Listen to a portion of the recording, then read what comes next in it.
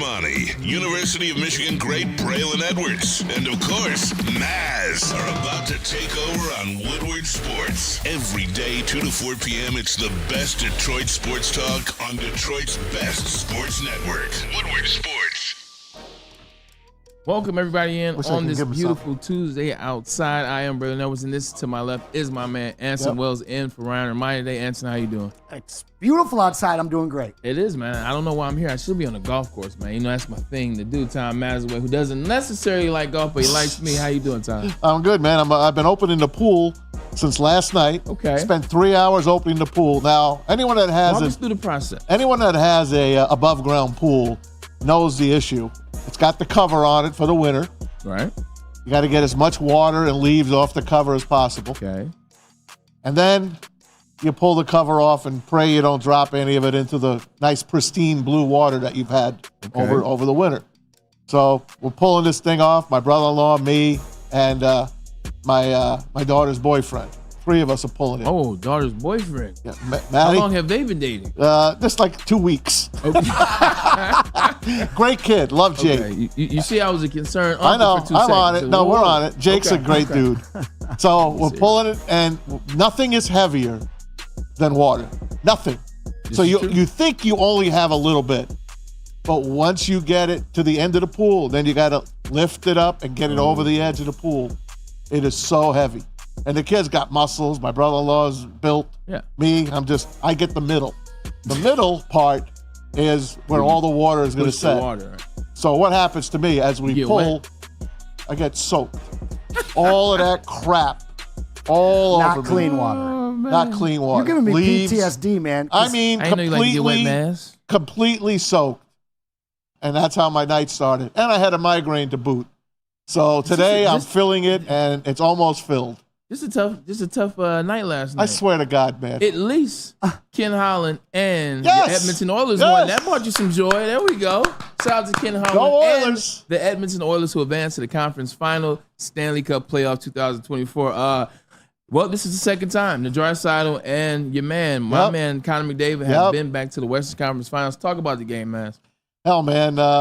First of all, I got to say that ESPN had a Game 7, and they put John Buccigross on the call. Why? I don't understand why. Where's your boy? Why? There's only one guy. They have so many great people. Sean McDonough there we go. hasn't called a game in a week. It bored the living daylights out of me listening to this guy. So I flipped channels to the third period when they get up 3-0. Then it's 3-2 with about 4 minutes to go.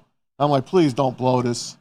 And they held on for the last 4 minutes of that game, and they advanced to play the Dallas Stars, who are going to be a tough out. I just heard you and Darren McCarty. Shout out to BDE. You can catch them from 11 to 1. That's Neil Rule, Darren McCarty. But just saw D-Mac came here. He's getting his hair braided, getting it twisted up. And he said, same thing you said, Stars are going to be tough. They're tough, man, but rooting for the Oilers still. The other match tomorrow, it starts. Rangers hosting the Florida Panthers. And I'm shocked about this. Florida is actually a favorite at the Madison Square Garden, which I cannot believe. Rangers won the President's Trophy. Let's see. That could be a great series. I hope it is. I hope it goes 7. I hope both go 7. I need as much playoff in me as possible. I can't give it up. I'm not ready to give it up yet. I'm pulling for your New York squad, my friend. Thanks, man. I don't know. I'm not a Ranger guy, but it's fun to watch a game at the Garden. It is fun to watch a game in the Garden, but remember I said the Panthers have been right there for about the last 5 years. They won the President's Cup a couple years ago, got popped in the first round. They went to the finals last year. And went to the finals last year. So they're knocking on heaven's door. Hopefully they can get it accomplished. But NBA, I think that's where you got to start with. I think you got to start with the NBA conference. Eastern Conference Finals starts tonight. The Celtics and the Pacers. We talked yesterday. And this is the schedule, actually. Let me get into the schedule real quick. Tuesday, obviously, tomorrow, tonight. Game 1. That is tonight. Then it goes 22nd, 23rd. It just alternates back and forth. Eastern, Western, Eastern, Western, Eastern, Western. But just talking about the 4 teams left, Anson, somebody who wins this year is going to win an NBA championship for the first time. You talk about the face of the NBA. Obviously, Halliburton's trying to move that needle a little bit, but it's Halliburton. It's Tatum, a guy that's been right there for so long, can't seem to close the door. And then it's the new kid on the block, Anthony Edwards, and then Luka Doncic from the Mavs. You look at how the playoffs set up now for Jason Tatum. I think the story about these playoffs, and we talked a little about it yesterday, the story has to be Jason Tatum. I mean, he's been floating around for the last 7 years. He's been in the 2 finals. He's been in the 5 Eastern Conference finals, I want to say, in that time span. If ever there was a time to do it, there will be a time where there is no LeBron, where there is no KD, there is no Giannis, there is no Joel Embiid, there is no Kawhi, and there is no Jokic moving forward. What say you about his legacy? It needs to happen. Hey, best record in the league, going away. They've got one of the easiest roads to the finals that you've ever seen a team. They're not going to go past or against anybody higher than a 4 seed at this point. They got the 8 seed in Miami, just got past the 4, and now they're facing off against the 6 seed Pacers.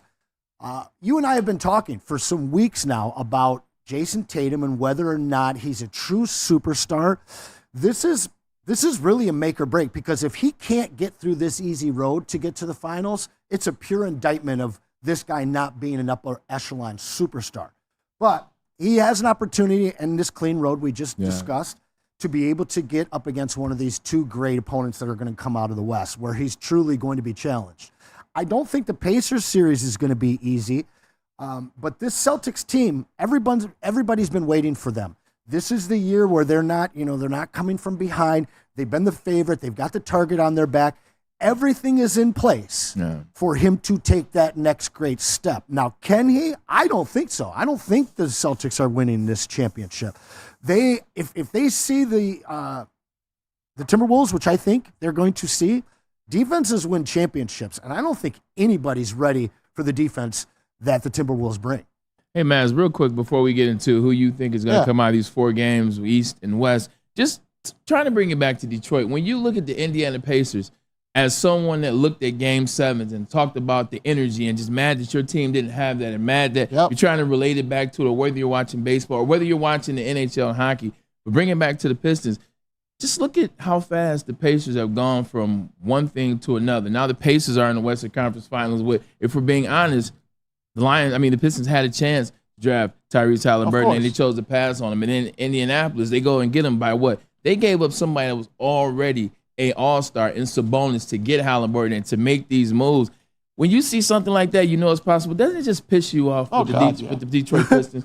Things like that make me mad. Not the big star. Like, this makes me a little bit upset.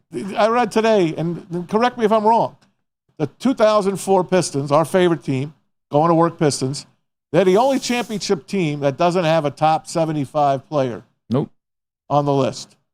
Think about that team, and they don't have a top 75 player on the NBA's. Pardon? Isaiah's on that going list. to work Pistons. That's the going to work. Basically, when that list came out, everybody that has won a championship, their team was somehow represented by somebody in that 75. So for all the NBA championships, there's a player that connects. So you're like, okay, that makes sense. Except the 2004 going to work Pistons. I looked at some of the people on that list. I got to say I would have taken about 5 off for Ben Wallace. And that's absolutely that's where I was going next. 100%. Who would that guy be? Ben Wallace. It would be him over Chauncey. For sure. Wallace. Yeah, 4-time defensive player. He's amazing. Yeah, he's amazing. Yeah, he was. Virginia Union. Undrafted. Come on, man. Undrafted. Yeah. That's another thing people. Boy, did I love that guy. Man, how you not? Drafted. Who gave up on him? Was it Washington? Orlando. Was it Orlando? Washington originally gave up on him. Washington, yeah. That's when he was a clean-shaven Big Ben. And he went over there, and I remember my dad wanted to give up our season tickets because we lost Grant Hill. Yeah. So no. This Chucky kid's good, but this Ben Wallace is something special. Unbelievable. But it hurts. It hurts to see these teams. These ABA teams, the Pacers this year, last year, the Denver Nuggets. ABA teams winning championships, and we can't even get a 40-win team here in Detroit, a team that's competitive. It drives me up a wall, man. But my favorite out of these 4, I would root for and it's not going to happen. I want Pacers against the Timberwolves because neither one of those teams have won an NBA championship. I would like that personally. Okay. Probably ain't going to happen, but that's what I would be rooting for. I mean, if I don't want the Celtics to win. If you look at how this can play out, look, the Celtics have come to this space before and they've choked. Whether it was Jaylen Brown, whether it was a team, or whether it was Jason Tatum, they've choked in these spaces. So who knows? What's to say that last game against the Knicks didn't unlock something for these Pacers? What's to say they didn't hold on to something? And then you look at the Timberwolves. I mean, if anybody is a lock right now for the finals, it would have to be the Timberwolves coming off of what they did, Anson, to the reigning defending champs in the Denver Nuggets. Something that was very interesting for me in that game, I wanted to bet, and I don't bet a lot, but I wanted to bet throughout that game. I don't know if you guys know this, but Denver was up 15 points, and the odds were plus 100 on them. Oh, wow. That's it? No, if you bet on them up 15, you were going to win it should be minus, extra money. Exactly. And what happened? They lost. That fourth quarter, I don't know if you guys watched it, was mysterious to me. It was absolutely mysterious.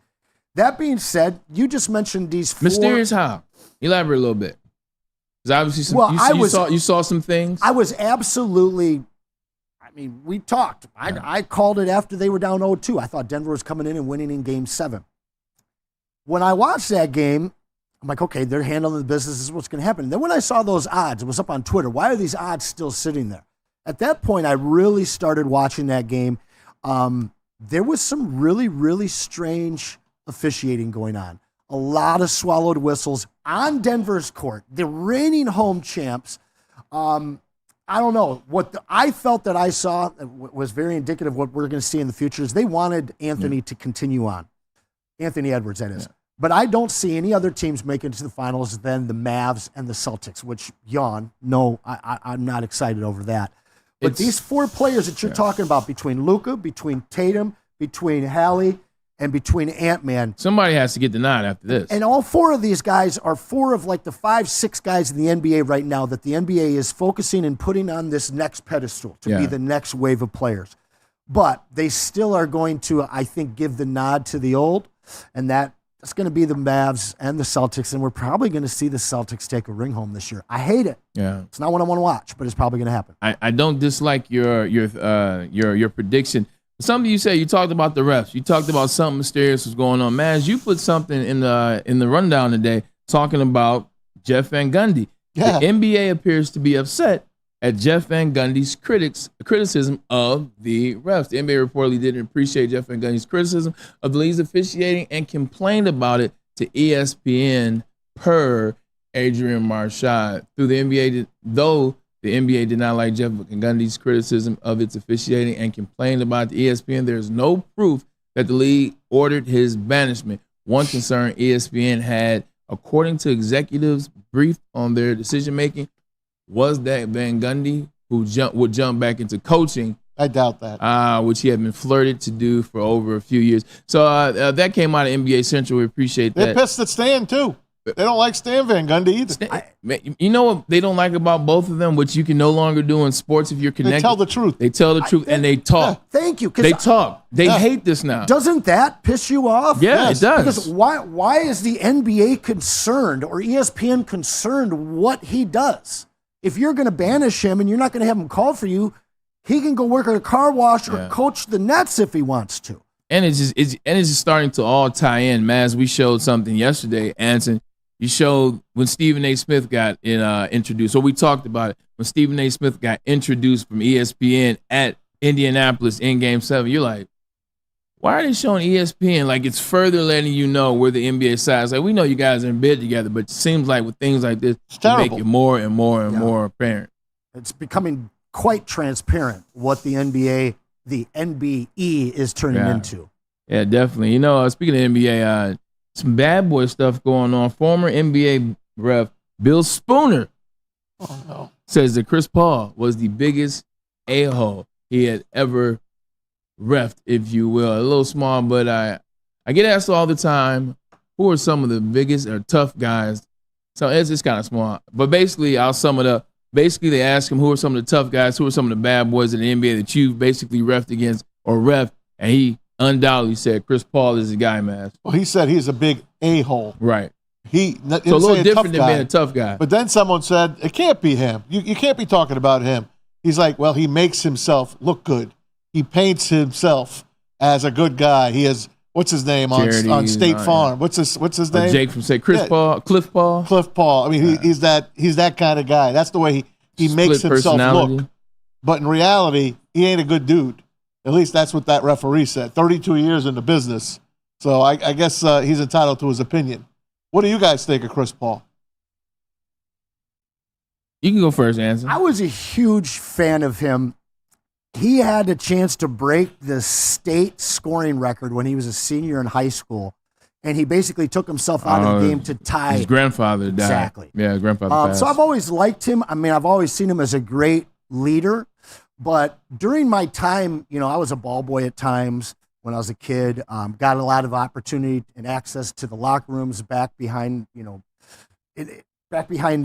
they take them down the tunnel and everything like that. And you get a feel for who these guys are, really. Yeah. And I think one of the things that he mentioned in that tweet was that he was able to really make sure that the way he appeared was strong versus what he is behind the scenes.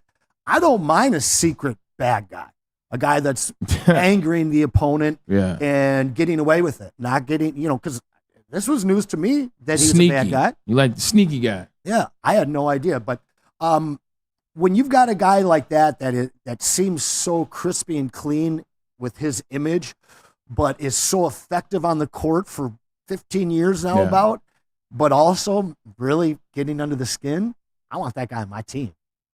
Yeah, I mean, no doubt. He's one of the best point guards in the last 25 years. Look, he hasn't gotten it done at the finality. He hasn't won the NBA championship. He's been there twice, hasn't won. But as a player, he was dynamite, especially when he played for the Hornets. It was lights out every day. He was legitimately at one point the best point guard in the NBA. Off the court, he seems like somebody I wouldn't hang with.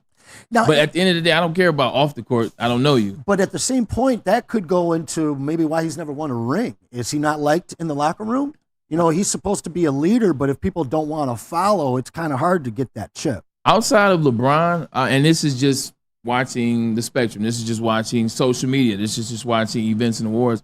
Outside of LeBron and occasionally Carmelo, you don't see Chris Paul with other players. No, that's a good point. You don't see him in other players. You don't see him hanging out with other players, shooting with other players. I think there was some beef or friction with Blake on the way out. One of the reasons why Blake wanted to leave Chris Paul's situation. So maybe some of that speaks to who he is, because these players all hang with each other. You see him in different charity events. You see him out in public. You see him at Met Galas, or you see him at, award shows. You don't see Chris Paul. No, you're right. And the NBA or the NBE is a whole love fest nowadays. I mean, it's all thick as thieves. But you're right. That's an interesting assessment. I've never seen him really with anybody but those two. We're going to go over our. We're going to have Anson put together. List. We're not going to do this now. No. Anson put together his 10 or 12 bad boys, and we want to go over them one by one with you. But the reason I say this, Chris Paul is on the list for the New York Knicks. And what I mean by that is, let's put this up, Pete, if you have this. The New York Knicks trade guys that they want to possibly trade for. Chris Paul is on that list, guys. Go over this list one at a time and tell me if the Knicks can get them, what will it take, and will it make them better? Help me out. Help me get my Knicks their first championship in 52 years. First person on the list for top trade targets is ESPN for the New York Knicks. Number one is that. First of all, I'll help you out. Everybody on this list is attainable. It's just about what you're going to have to give up for him. Devin Booker, the way things are going out there in Phoenix. Your boy came out, Matt Ishbia, and said he's not getting rid of either of the big. I want Booker here. Oh, you're trying to get Booker to Detroit. I want Booker to Detroit. I don't want him to the Knicks. Oh, I want him here. But this is for the Knicks. That's the rest of these. Kevin Durant. Can he fit, or does he ruin the chemistry? Durant or Embiid are the two that if you get them, Embiid all Philly will not give him to the Knicks. No chance. Well, okay, but we're saying that all of these guys are obtainable. This is hypothetical here. Yeah. You're asking who makes your team the best. To me, it's Joel Embiid, hands down. That's what you guys are severely lacking. Is that Robinson and some others, you got some good play inside, but Hardenstein's not going to win you a chip. He's going to make a lot of money this year, and the Knicks might not be able to afford him. Yeah. He made himself a lot of money in this playoff run. And he's solid, but what he's going to get paid, I'd let him go, and you bring in somebody like Embiid, and that's an MVP right there. He drastically changes that franchise. But when you look at this list, it shows you what the New York Knicks know they need. They need a scorer. Yep. They need a flat-out guy that can score, whether he's assassin for hire like KD or whether he is the offense like Joel Embiid. Can you imagine Embiid and Brunson together? Man. But you look at this, outside of Mikal Bridges, who plays both ends of the court, they let you know they want defense and somebody that can score. That's why you see Mikal Bridges on there. But they need somebody that can go out there and drop 35. They need somebody to drop 32. Supposedly will sign a 4-year, almost $160 million deal with the Knicks. It's out there right now, waiting for him. So just under 40 a year? Yep. I thought he earned a little bit more than that, but hey, what do I know? This is an interesting list. You try to get guys to Detroit. The biggest problem, and we talked about this with Ryan the other day, Anson, I think it was last week, you have to trade the whole roster for the Pistons to get one decent player. Because if you're not willing to get rid of Cade and the first-round draft pick, which apparently we get the 5th pick, it doesn't matter anymore. But if you're not willing to trade that, then you got to trade the whole roster. You got to trade Jay Knight. You got to trade Asar Thompson. You got to trade insert player here, Jalen Duren. Because all these players together, they're worth maybe an all-star, maybe a perennial all-star. I don't know. These Gobert and Mitchell and Halliburton trades where you've just seen a vast amount of draft picks change hands. Minnesota seems to be the right ones in that trade all of a sudden, Rudy Gobert move. And so when you look at the roster of the Pistons, I mean, nobody's going to be over 25 on that team. So how many more of these picks are you going to take? So right now we're picking 5. I'd give up our next 3 picks right now to go out and get a legitimate superstar. I agree. I like the idea of Paul George here. I think that he could bring a veteran leadership and bring some real defense to this team. He would fit in well. But I think also we got to be realistic too. Like you talking about Detroit Pistons. Like if I'm Paul George, you don't want to be here. Like at the end, I'm still chasing the championship. Sure. I'm trying to get that elusive ring. It didn't work in OKC. It didn't work here. It didn't work there. So guys like that, they're not coming here. But if you were to sign a guy like him, if you were to go and get the Spartan from Charlotte, and then you make a move and you give up a Jaden along with a few picks and you get that third player, all of a sudden, all these kids that couldn't find their way around the court these last couple of seasons aren't having to do everything. It allows Cade to kind of slide into a secondary role, a role where he doesn't have to control and bring up the rock all the time. Yeah. They become better defensively. Now, again, this is not a destination. Nobody's wanted to come play for the Pistons for 5 years. But they are in a very unique position where they do have a nucleus of strong young talent that hasn't done anything. They obviously have a plethora of picks, although they are giving one up to the Nets here in the next few years. But this is a make or break moment. I mean, do you go and you draft Bronny at the beginning of the second round so that you can hopefully get LeBron here, or do you do it the right way? You're subscribing to the Ryan Ermanni theory. The right way right now is getting rid of way. Yeah, but right now we've got to get rid of some of these young assets. But their picks worked. Yeah, that's the difference. That's because get rid of some of these young assets in trade at this point. That's because they gave us their guy. Their GM left them and came to us. Yeah. They get better and we get worse. Hasn't necessarily worked out here. Anson, it comes down to the owner. I'm sorry. You talked about hasn't done anything. You know who hasn't done anything? And that's Luka Doncic. He's gotten to the Western Conference before. We've already talked about it in at length in terms of who was really inspirational in that, and that was Jalen Brunson, who's now with the Knicks.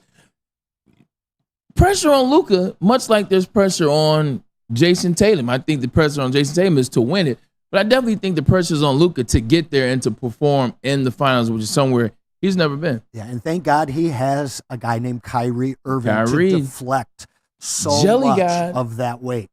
He'll be able to shoulder that load with him. He's a guy that's been there, that understands it. You remember last year they made that trade and it was a disaster for them. It was. They were in 6th place when they made the trade and finished 10th or 11th because they didn't make the play-in. They were bad. Yeah. They were really bad. And the fact that they've been able to turn it around, Luka, I don't know. I'm kind of surprised by him. The last couple of months, I've just seen some antics out of him that don't kind of go with the even keel Luka that we've seen in the past. Is he becoming a whining individual? Yeah, and always complaining. The pressure of performance and getting to that step where he needs to get past this coming week. I think it's taken its toll on him, but I think that Kyrie Irving is the biggest blessing beyond his skill set. Yeah. The fact that he can deflect that attention and shoulder that load is really going to take them far in these finals. Sometimes you take a step back to take 2 steps forward, and that's what they did last year. They basically said, we're not going to win last year. We're not going to win this year. Let's put this deal together, and let's put some guys around them, and let's make this work. And Jason Kidd has done a nice job with that team. You got to be honest. He has, and he's got an extension this year. He it seems like he deserves it. You see where his team is now. Maz, coming to you, guy we always go back and forth on, Kyrie Irving. But in this moment, it seems like Kyrie is trying to become a type of player that you respect, the type of player that can be the one helping get another one through to the final level. He looks like he is all in this year. He does. He doesn't look like, those New York days are over. The COVID days are over. Remember what happened, man? Garden. It was so bad. Yeah. It was so bad back then. Him against the NBA, him against the New York Health Department. Yeah. Him against the world. Yeah. It looks like he has put that away. And for him to go out and try to win a championship, he's got a hell of a chance to try to win a championship this year. And to do it without LeBron, you know what that means to him. That would be ahead of the LeBron championship for him. Yeah, 100%. All you had to do is piss off a certain type of individual. And now he's down in Dallas doing his thing. I would agree with Maz on this one. Like, he wins this championship, it means much more than the one he had with LeBron. Even because, let's face it, the championship with that one, he doesn't get his just due for what he did. Like, people would never give Kyrie that credit because it had to be whose story, whose legacy, whose moment, and he deserves the moment. But Kyrie deserved every bit of that moment as well. Like, we know who hit the shot. We know who was averaging 40 just right next to LeBron. Like, look, you didn't do it by yourself. No. Kyrie helped you get the chip. LeBron had one spectacular game in that series, and it was Game 5. The two games that they had to have, it was all Kyrie Irving. And I'm so glad that you said that because so many kudos are given to LeBron for that series. And I'm sorry, obviously you don't win that chip with either one of those guys missing, but I thought that Kyrie was more important to that win. Yeah. Now, if he can get this ring with Dallas after he was already written off after the trade last year, that's going to stick in LeBron's craw. Yeah, it definitely will. Switching back to the other series, talking about the Celtics, talking about the Pacers. You know what the spread is tonight? For those guys, let's go Celtics minus 5.5. I got 6.5. 10.5. Woo! 10.5. 10.5. Remember game 1 against the Cavaliers? 12.5. Game 2? 13.5. They covered one. They lost the other game. They won the second one. Yeah, they lost that game. The Cavaliers beat them that second game. So 10.5. Yeah. Pacers hot. Celtics rested. Who do you take tonight? I wouldn't touch this one just because game 1s are so weird. But yeah, that sounds like a moneymaker right there. 10.5. Let me ask you this question: do we know for not if Kristaps is in or out? Oh, I think he's out. He's out. Yeah. All right, perfect. If he was in, I definitely was going to take the Pacers. I just don't like when teams try to intermesh somebody into a system that's already been going on. Never works. This is a tough one, man, because I didn't see that game by Indiana. I didn't see that game by Indianapolis last against the Knicks. I didn't see them playing something that they couldn't continue. Like, it seems like Halliburton has found his confidence level. It seemed like Nesmith is finding his role in terms of, hey, I'm a hired gun, much like Jamal Crawford when he comes off the bench. You know what his job is to score. And then also you got T.J. McConnell playing like that. T.J. McConnell is low-key. I think he's like the heart and soul of that Indianapolis Pacers squad. I don't know, man. Celtics, you can never tell with those guys. It'd be a nice game for the Pacers to steal tonight. Yeah, I get you. Put 2 bets in, man. Put one in for the Pacers, put one in. I'm betting against myself, Brent. I get your point about trying to reintegrate Kristaps and it possibly being an issue, but this is one of the most dominant big men in the game. And he's very, very skilled. What I'm reading here is they're saying he probably won't be back until about game 3. So I could see a split in Boston for sure. That'd be cool. At the end of the day, like, if the Pacers come to play against these Celtics, regardless of how the Celtics are, if they come to play like they did at the beginning of their last series against the Knicks, this one could be over fast. Yeah. This one could be a sweep because the energy that they brought, it was small man energy. It was soft. They were losing games. You can't start against the Celtics with that energy. No, and remember, we had written off Halliburton and these Pacers after that game we 1 did. when he was pretty bad. But he's bad a couple times in there. Yeah, he looked really good in red, white, and blue. It's tough to watch, but it's really a fantastic showcasing of 4 of the 8 young players in the NBA that we all want to watch right now. Yeah, you know who all else we want to watch? We want to watch your list, top 10, with honorable mention, Bad Boys. NBA history is going to be a lot of fun. We'll do it next. But first, we will get a message from Les Stanford. What happens when you run a great business for over 50 years? You expand and you offer more products to the people. This is exactly what Les Stanford did by adding Les Stanford Buick GMC. Same great service that customers have come to know and trust.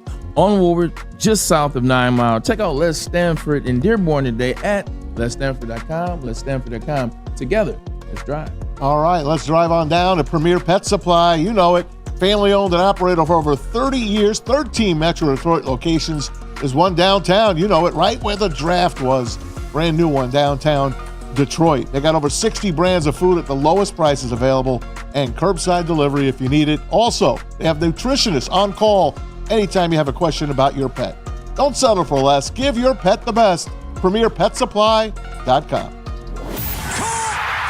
Thank you to the Detroit Lions and Sheila Hamp for the best season in Lions history. Now it's time to let Brad Holmes cook. Woodward Sports. Come to any Lady Jane's Haircuts for Men and claim your throne for a king's treatment from one of our talented stylists. Open 7 days a week. Walk in anytime. Just get to a Lady Jane's today and receive a precision haircut, scalp massage, hot lather neck shave, and a hot towel treatment. A haircut should not be a chore. It should be an experience. And that's exactly what Lady Jane's has to offer. Open 7 days a week. Walk-ins are always welcome. There's always a location near you. Lady Jane's Haircuts for Men, it's wicked awesome. A network for the city, by the city. Woodward Sports is Detroit Sports.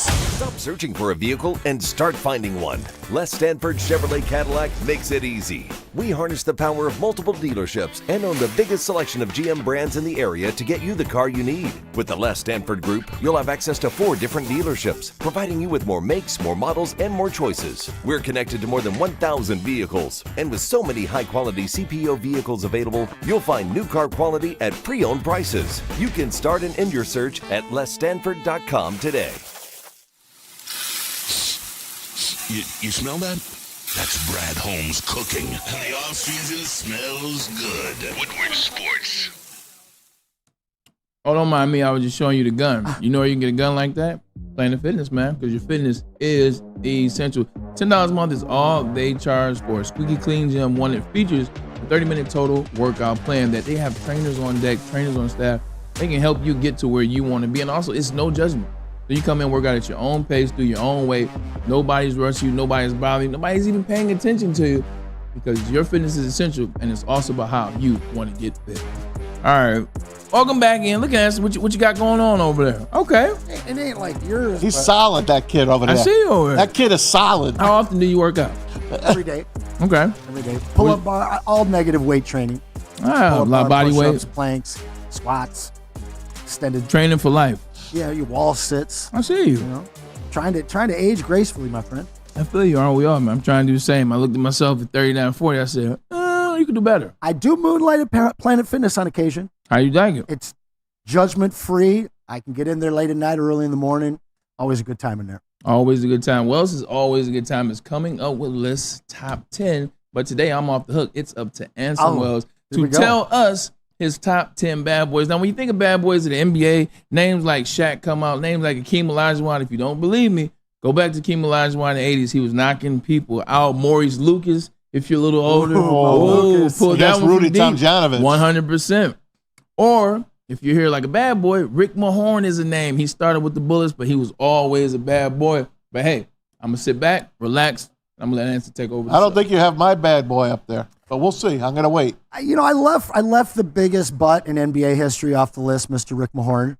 Okay. Mainly because of his work at the Malice at the Palace, separating people and saving lives. Shout out my man, Rick. Rick Mahorn. Hey, he's one of those people that every time you run into him, it's a good time. Oh, man. For a good time. He's so sarcastic and quick-witted. Yeah. And sharp, he's going to bust you up a little bit, but he's going to do it in the funnest, kindest way, man. Remember his partner with the Bullets?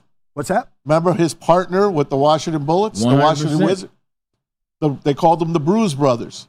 Who was Rick Mahorn and Jeff Ruland. Oh, Jeff Ruland. The Bruise Brothers, they used to call themselves. I knew that. Thinking like that. Wes That's another guy you left Jeff off. Malone and those old guys. It was him and Jeff Ruland. I can't lie, I Bullets. didn't know who it was. You didn't know? I did not know. Yeah. I was over here like. That was his first. That was his first partner in crime. I remember when he played for the Bullets. That's when they still wearing those short shorts. Oh yeah. Hampton Institute. You got it. There we go. Which is something different now. They call it. But, Jeff Ruland, I think, played in Iona. Well, I'm going to go ahead and start it off here. I want to touch on a couple honorable mentions real quick. Kurt Thomas, the guy that gave me my start in it's not up there yet, guys. But that's okay. Xavier McDaniel, you brought him up. X-Man. Nasty man. Kurt Rambis did all the dirty work for the Lakers. Probably don't remember Fred Kite. Oh, from you the mean Celtics.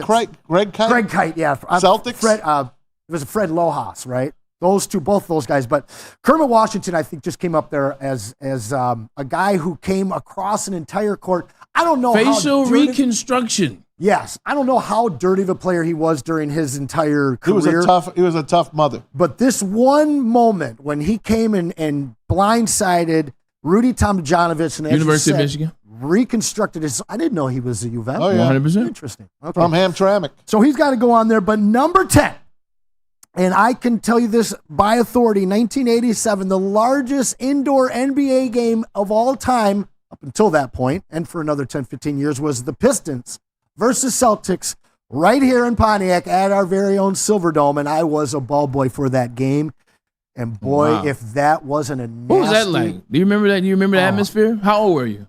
I was 10. Okay, so tell me about the atmosphere. And one of my very first things, I had surf bracelets on. And in the late 80s, this was just becoming a thing for guys to wear.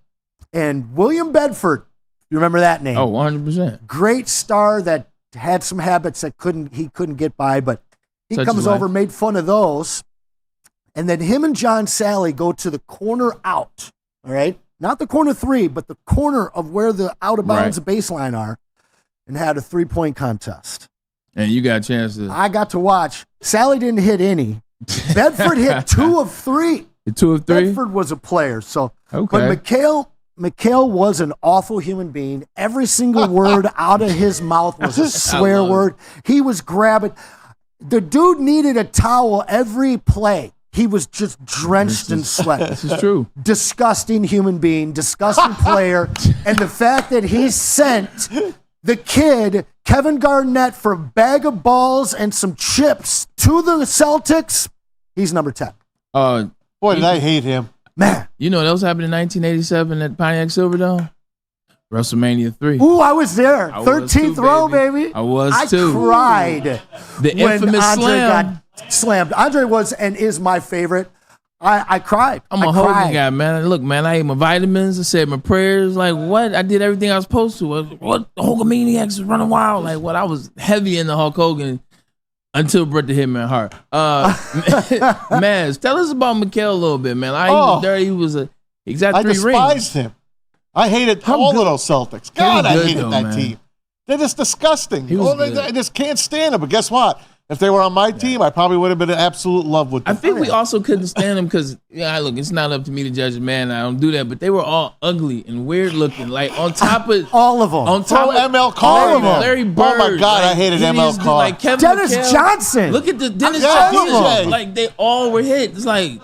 They look creepy. DJ with his freckles. And then they were all 6'10". And then Bill Walton hanging out at the end of the bench with his goofy self. I lost all respect for Bill Walton when he wore that green. Danny Ainge wasn't too handsome himself. Oh, like Danny Ainge. Losing to the Lakers was one thing, but man, you were adding absolute insult to injury losing to those ugly It was so funny, too, because like when you look at the transition between the Lakers and the Celtics and their whole war, part of that war is because Boston was this ugly town, this ugly team. And LA is this pretty town, is like ocean. Didn't they have Bill Fitch as their coach too? They did. He's another ugly guy. Grind time versus showtime, man. All right, man. God, I hated that team. The more players you bring up, the more disgusted I get. I'm telling you, like we just started. It was easy to hate the Celtics. It just everything green and white. Listen, it was horrible before color. you guys were born, I hated the Celtics. I hated Dave Cowens. I hated John Havlicek. I hated what the hell was Don Nelson. Couldn't stand Don Nelson. Oh, that's right. JoJo White. I wanted to punch him in his mouth. JoJo.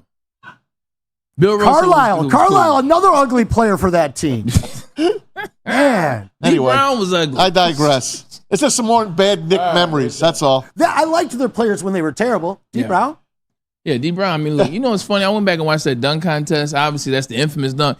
He actually had hops. Like, the rest of his dunk contest, besides the infamous, was cold. Oh, yeah. Well, for the time. Now we laugh at those dunks. Oh, yeah. Yeah, we do. All right, number 9 to you, sir. Number 9 was you. That was all you, my friend. Mr. Mad Max Vernon Maxwell. His name is Mad Max. He never met a person he wouldn't back down from, including Michael Jordan. That's right. You look at the fight, Michael Jordan didn't want no parts of Vernon Maxwell and vice versa, but he still talks about a lot of those events now. Everybody has these podcasts. The thing I love about him is when he gets around his peers, everybody vouches. They like, nah. Like Mad Max was like that. He was crazy. Mad Max, great name. Yeah. No, I was always a fan. And Cahoot.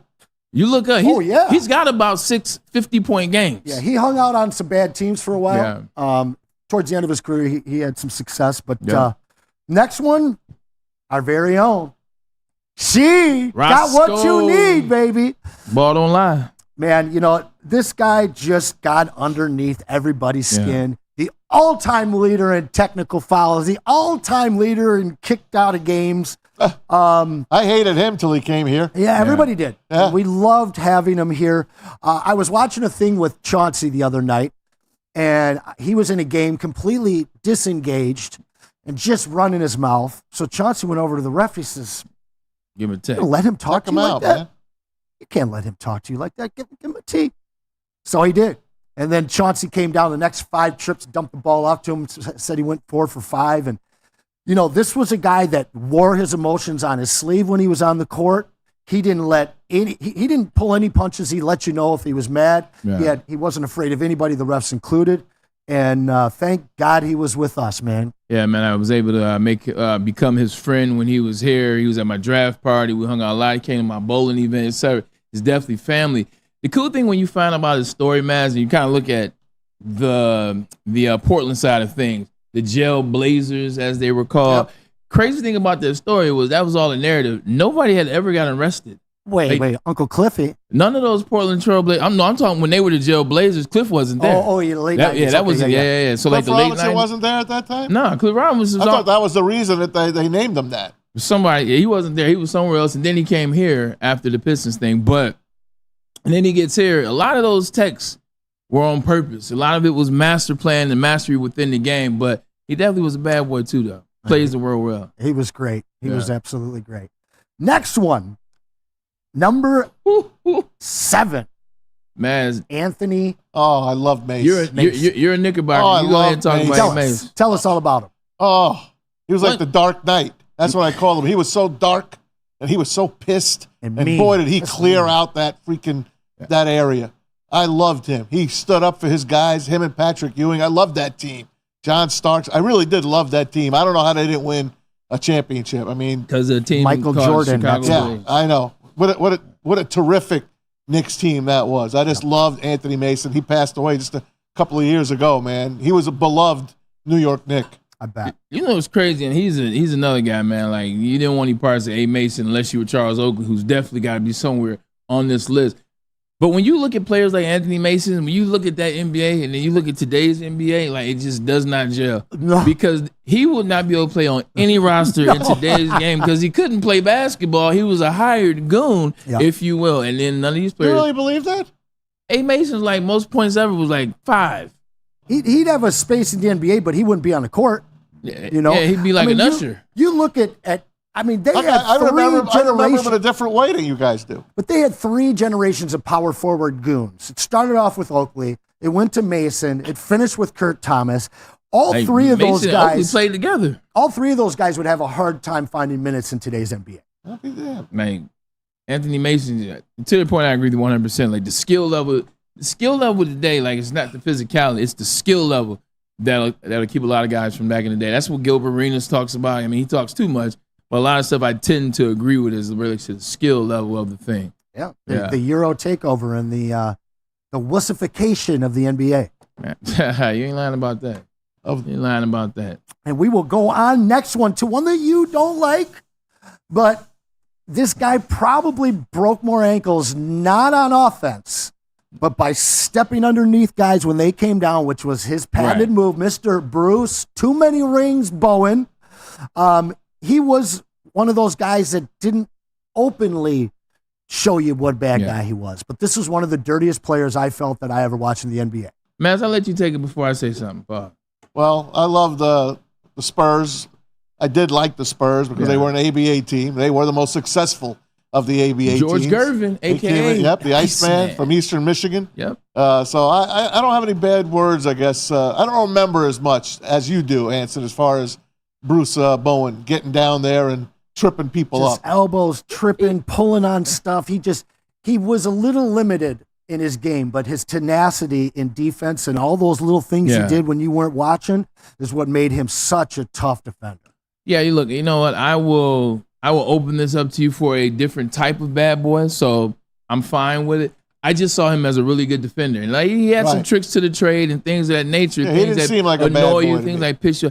Didn't seem like a bad boy, but to your point, I do remember an instance where he got caught.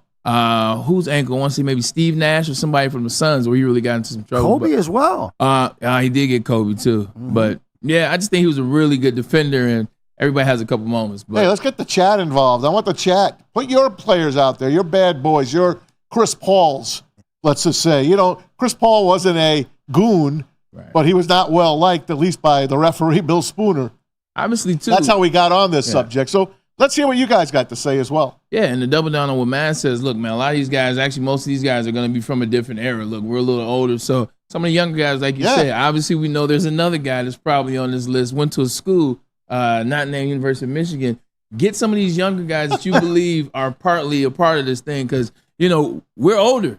So our bad boy list is what we saw. It goes deeper. It goes a lot deeper. So, yeah, in the chat, and then you guys throw them out there. You know what I would love to hear from the chat especially is, we're going to miss some guys here, but current NBA.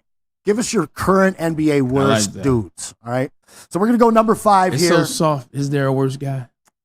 Number Worm, 6. baby. Is that number 6? The Worm.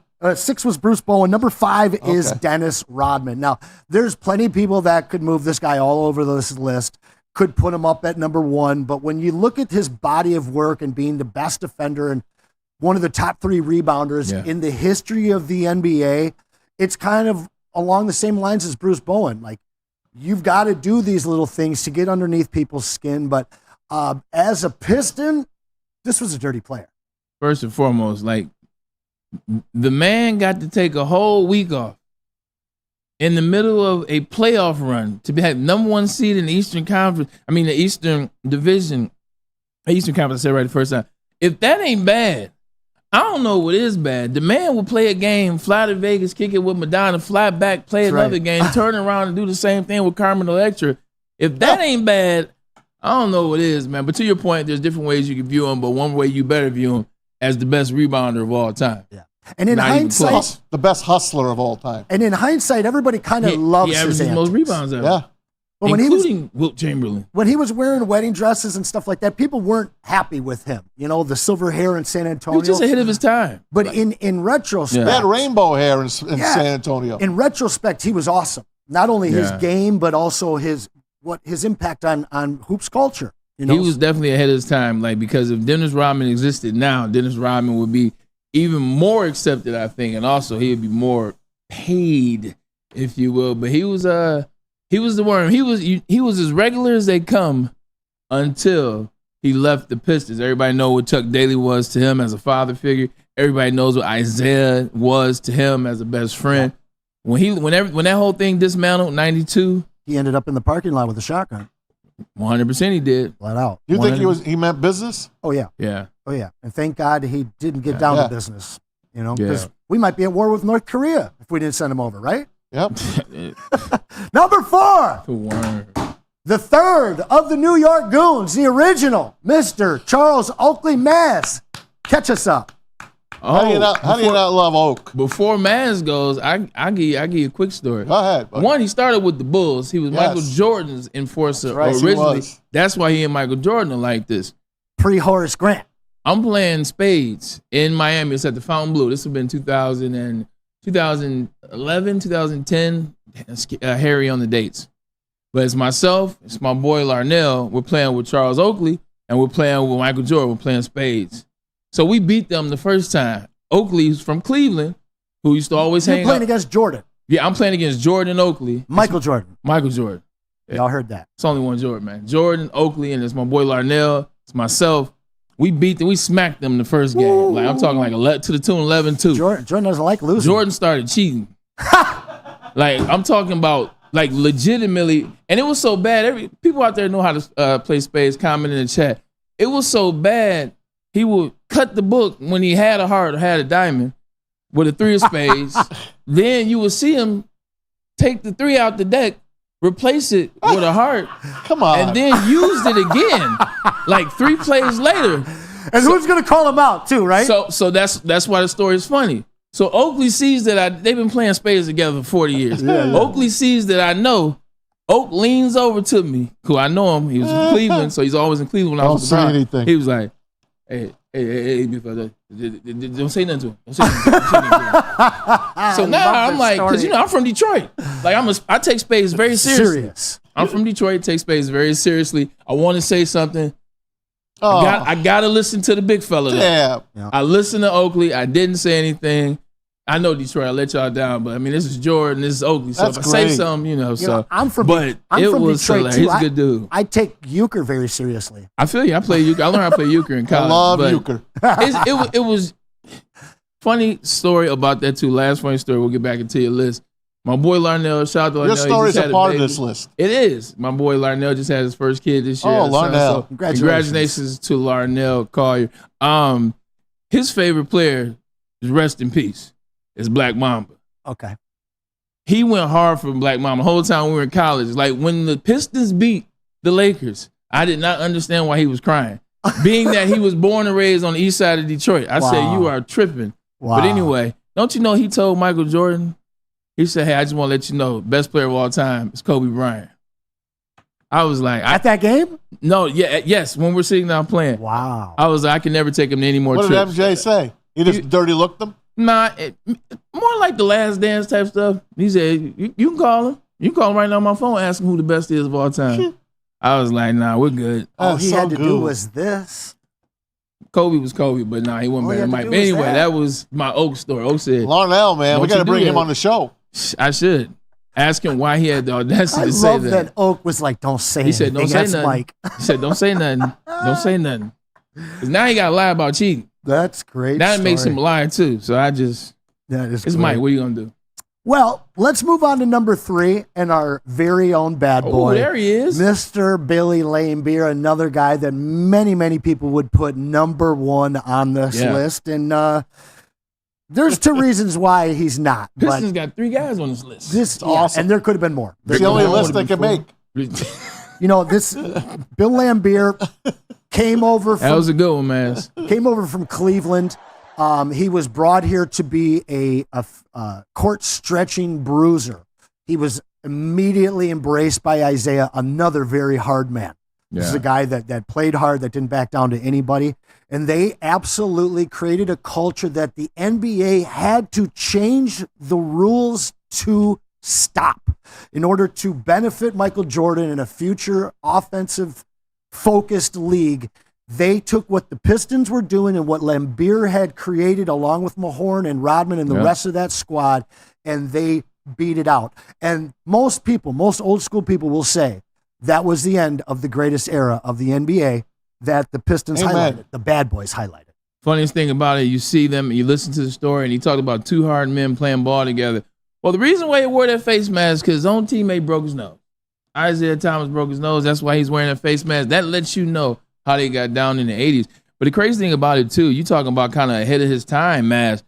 Bill Laimbeer was knocking down threes in 86. Stretch 5, baby. He was knocking down threes 87, 88. Like, they're now getting paid upwards of $335 million to do what Bill Laimbeer was doing back in the 80s and 88, 89.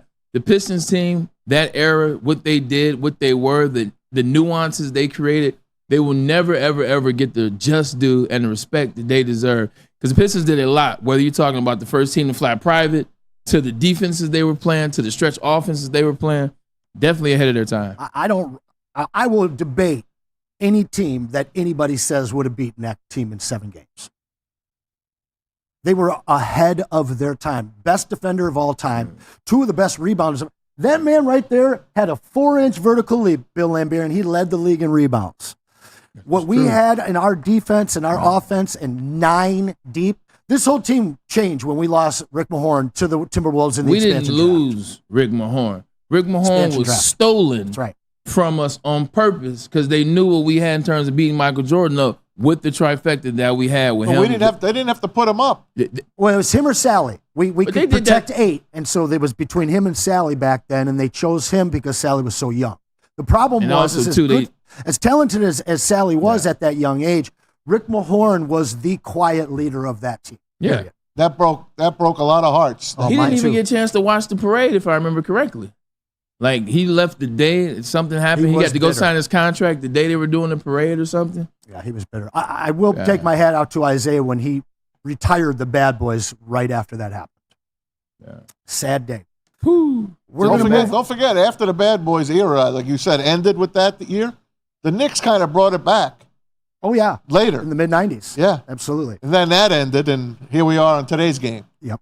Yeah, where you're shooting from half court every play. Now, that Knicks team, that Knick era, wasn't as good as the Pistons era because the Knicks were playing 70 to 68 games. Yeah. Who the hell really wants to play that game? Just like the 04 Pistons. That's right. That was ugly basketball. 64, but it was our 66 basketball. Yeah. playoff win? It was our team. Hold on, let's do this. That was bad. Before we do the last two, why don't we read some of the ones in the chat before we do the last two? What are some of the names that have come up in the chat? 'Cause I'm very eager and interested in what people have to say, Maz, in this chat as it relates to who they believe the Bad Boys are currently. And also, we got to take some time before the last two are revealed. Somebody said Jamal Murray is a bum.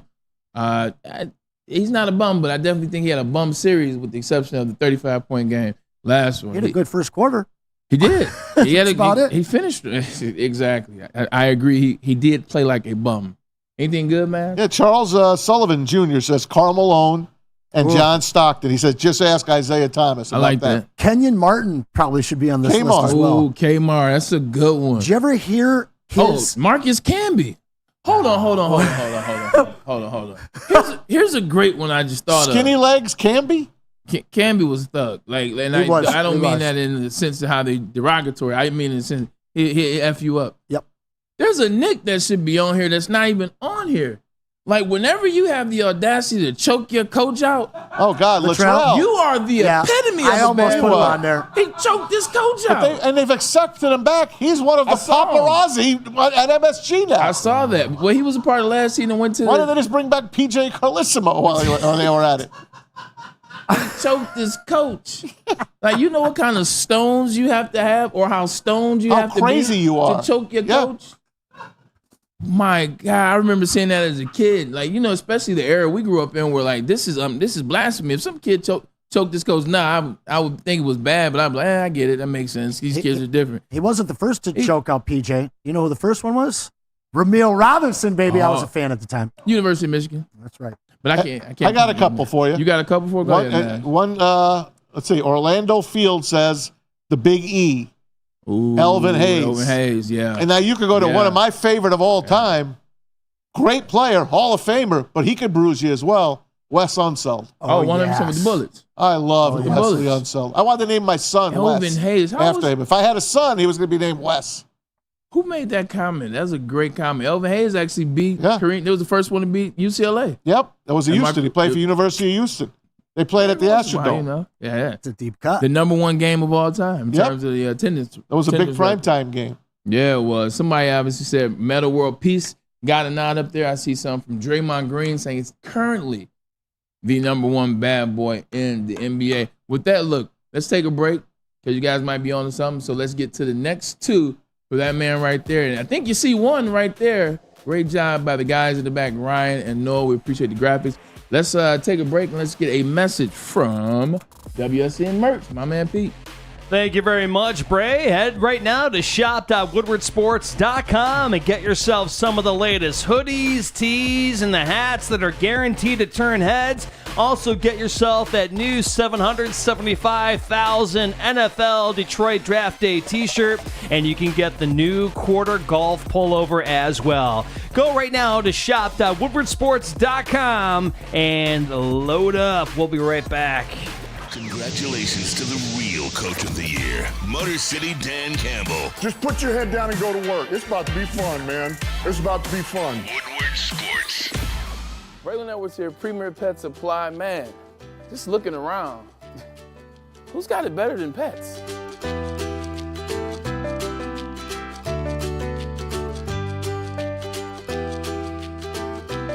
Come on, a baby stroller for Coda.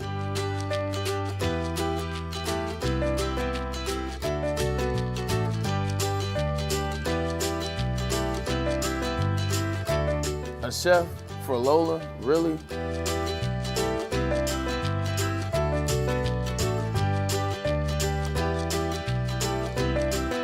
You don't have to tell me who the real boss here is. Who's got it better than pets? Nobody, especially here at Premier Pet Supply. For over 30 years and more than 13 locations, Premier Pet Supply has everything that your pet can dream of, and guess what? It's all under one roof. Premier Pet Supply, family owned, operated, and proud to call Metro Detroit home. Check out premierpetsupply.com or scan the QR code today. Who's got it better than pets? Nobody! The most talked about Detroit media by other Detroit media, and we love it. It's the Woodward Sports Network. What's up, everybody? Neil Rule, Big D Energy, Woodward Sports Network, home of the Planet Fitness Studios. Let me tell you a little personal story about myself with Planet Fitness. Planet Fitness helped me change my life, and it can do the same for you. The best gym in the gym game. The clean facilities, tons of cardio equipment, tons of weights as well. And look, through all the price increases, inflation, all that, hasn't happened at Planet Fitness. Still $1 down, $10 per month, $24.99 a month for the Black Card as well. It's Planet Fitness, everybody, where your fitness is essential. A network for the city, by the city. Woodward Sports is Detroit sports.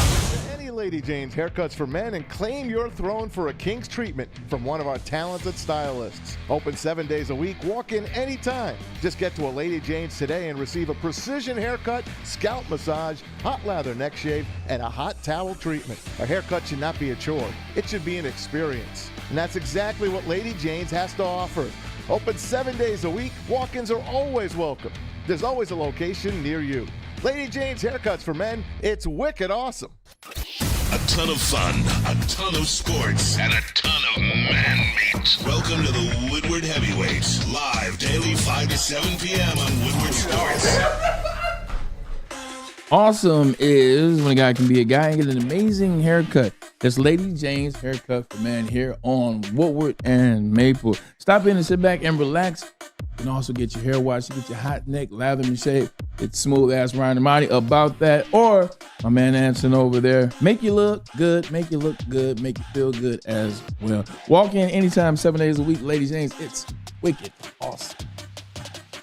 Back to Ermanni Edwards, Maz. Ryan Ermanni now with us today. Second hour, Anson Wells is. How you feeling over there, man? We're talking hoops. We're talking bad about boys. Bad boys, I'm talking about loving your it. list. I'm loving Somebody it. just brought up my man Jay Green, a.k.a. intern Joel, said Grayson Allen. Yeah. That's a good hated one. dude. He's That's a made good it back one. to Duke, and he's a little bit of a dirty player. He nearly made my list. Just growing up, did you hate Duke?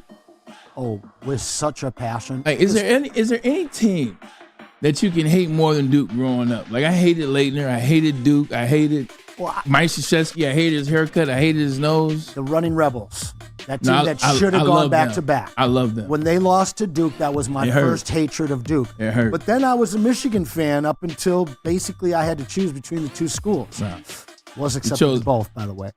And chose mediocrity. You were? It's okay. You were accepted to both? Oh, yeah.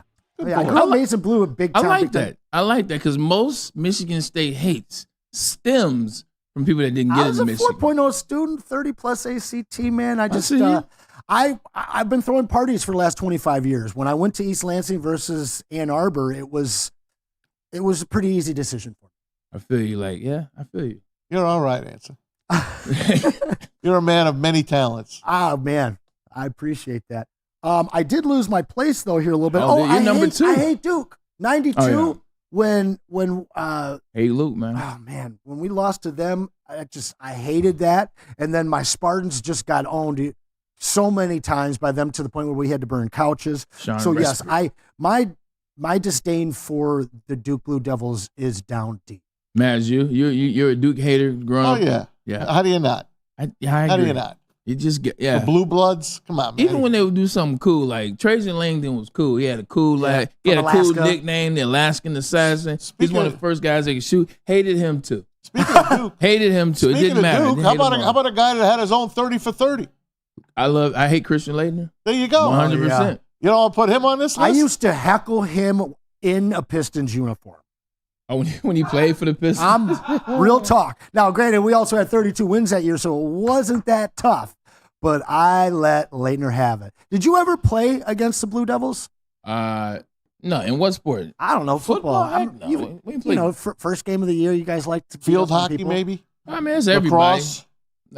Not me personally. No, I didn't play. What's the worst team that you guys opened the season against? You know what happened that was cool? The worst team? It was like the same team. It was like Miami of Ohio, like almost. Okay. Not Appalachian State, though. I didn't play against Appalachian State, or I would have lost. Cause I wouldn't have lost to them. Like I told Mike, and I would tell everybody, I would not have let us lose. I don't think they would have lost if you would have been on that squad. Hell no. I believe that. Anyway, don't get me started on that. But a cool story is Michigan was playing Duke on my recruiting visit, and it was the Jamal Crawford Duke game where they went off on Duke and they beat Duke. Yeah. I think it's the last time.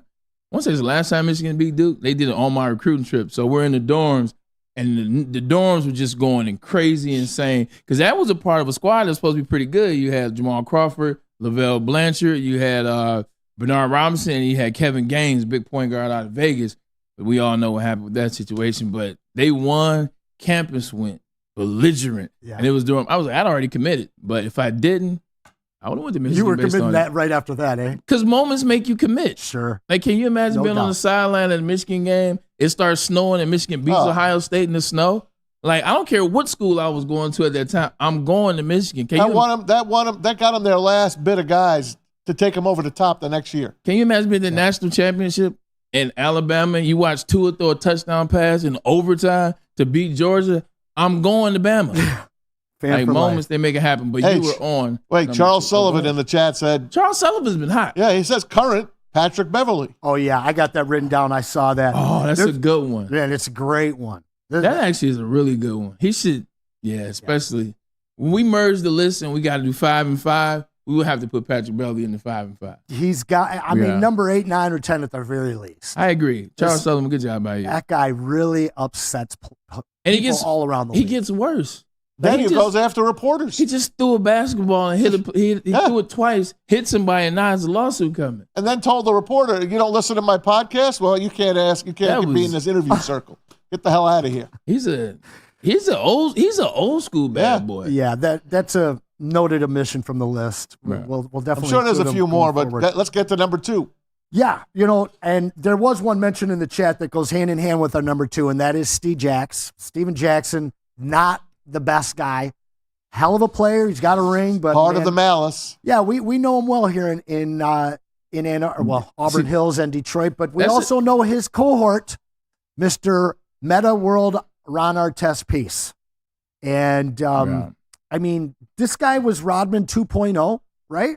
This guy a little bit smaller, not quite the rebounder, but this was I loved him. I did. I got to be honest. St. John's. St. John's. How do you not love him? I knew it. I love him. I was a big fan of him as a rookie in Chicago. And so I kind of became a fan of his. After the Malice at the Palace, it was very difficult to like that guy. But then he went on and he really was a very honest human being. Changed his name, was forthright with his problems, became a better man, but always got under the skin of every single team and every single opponent he ever played against. You can't be responsible for the Malice at the Palace and not appear at the top or near the top of this list. First thing I'll say about Ron Artest before I get there, Steven Jackson. You brought him up. Great person to bring up on this list.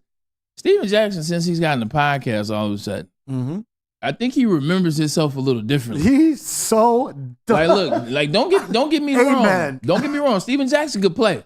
Like, Steven Jackson is a hooper. He could hoop. Out of Texas, a McDonald's All-American. He can hoop.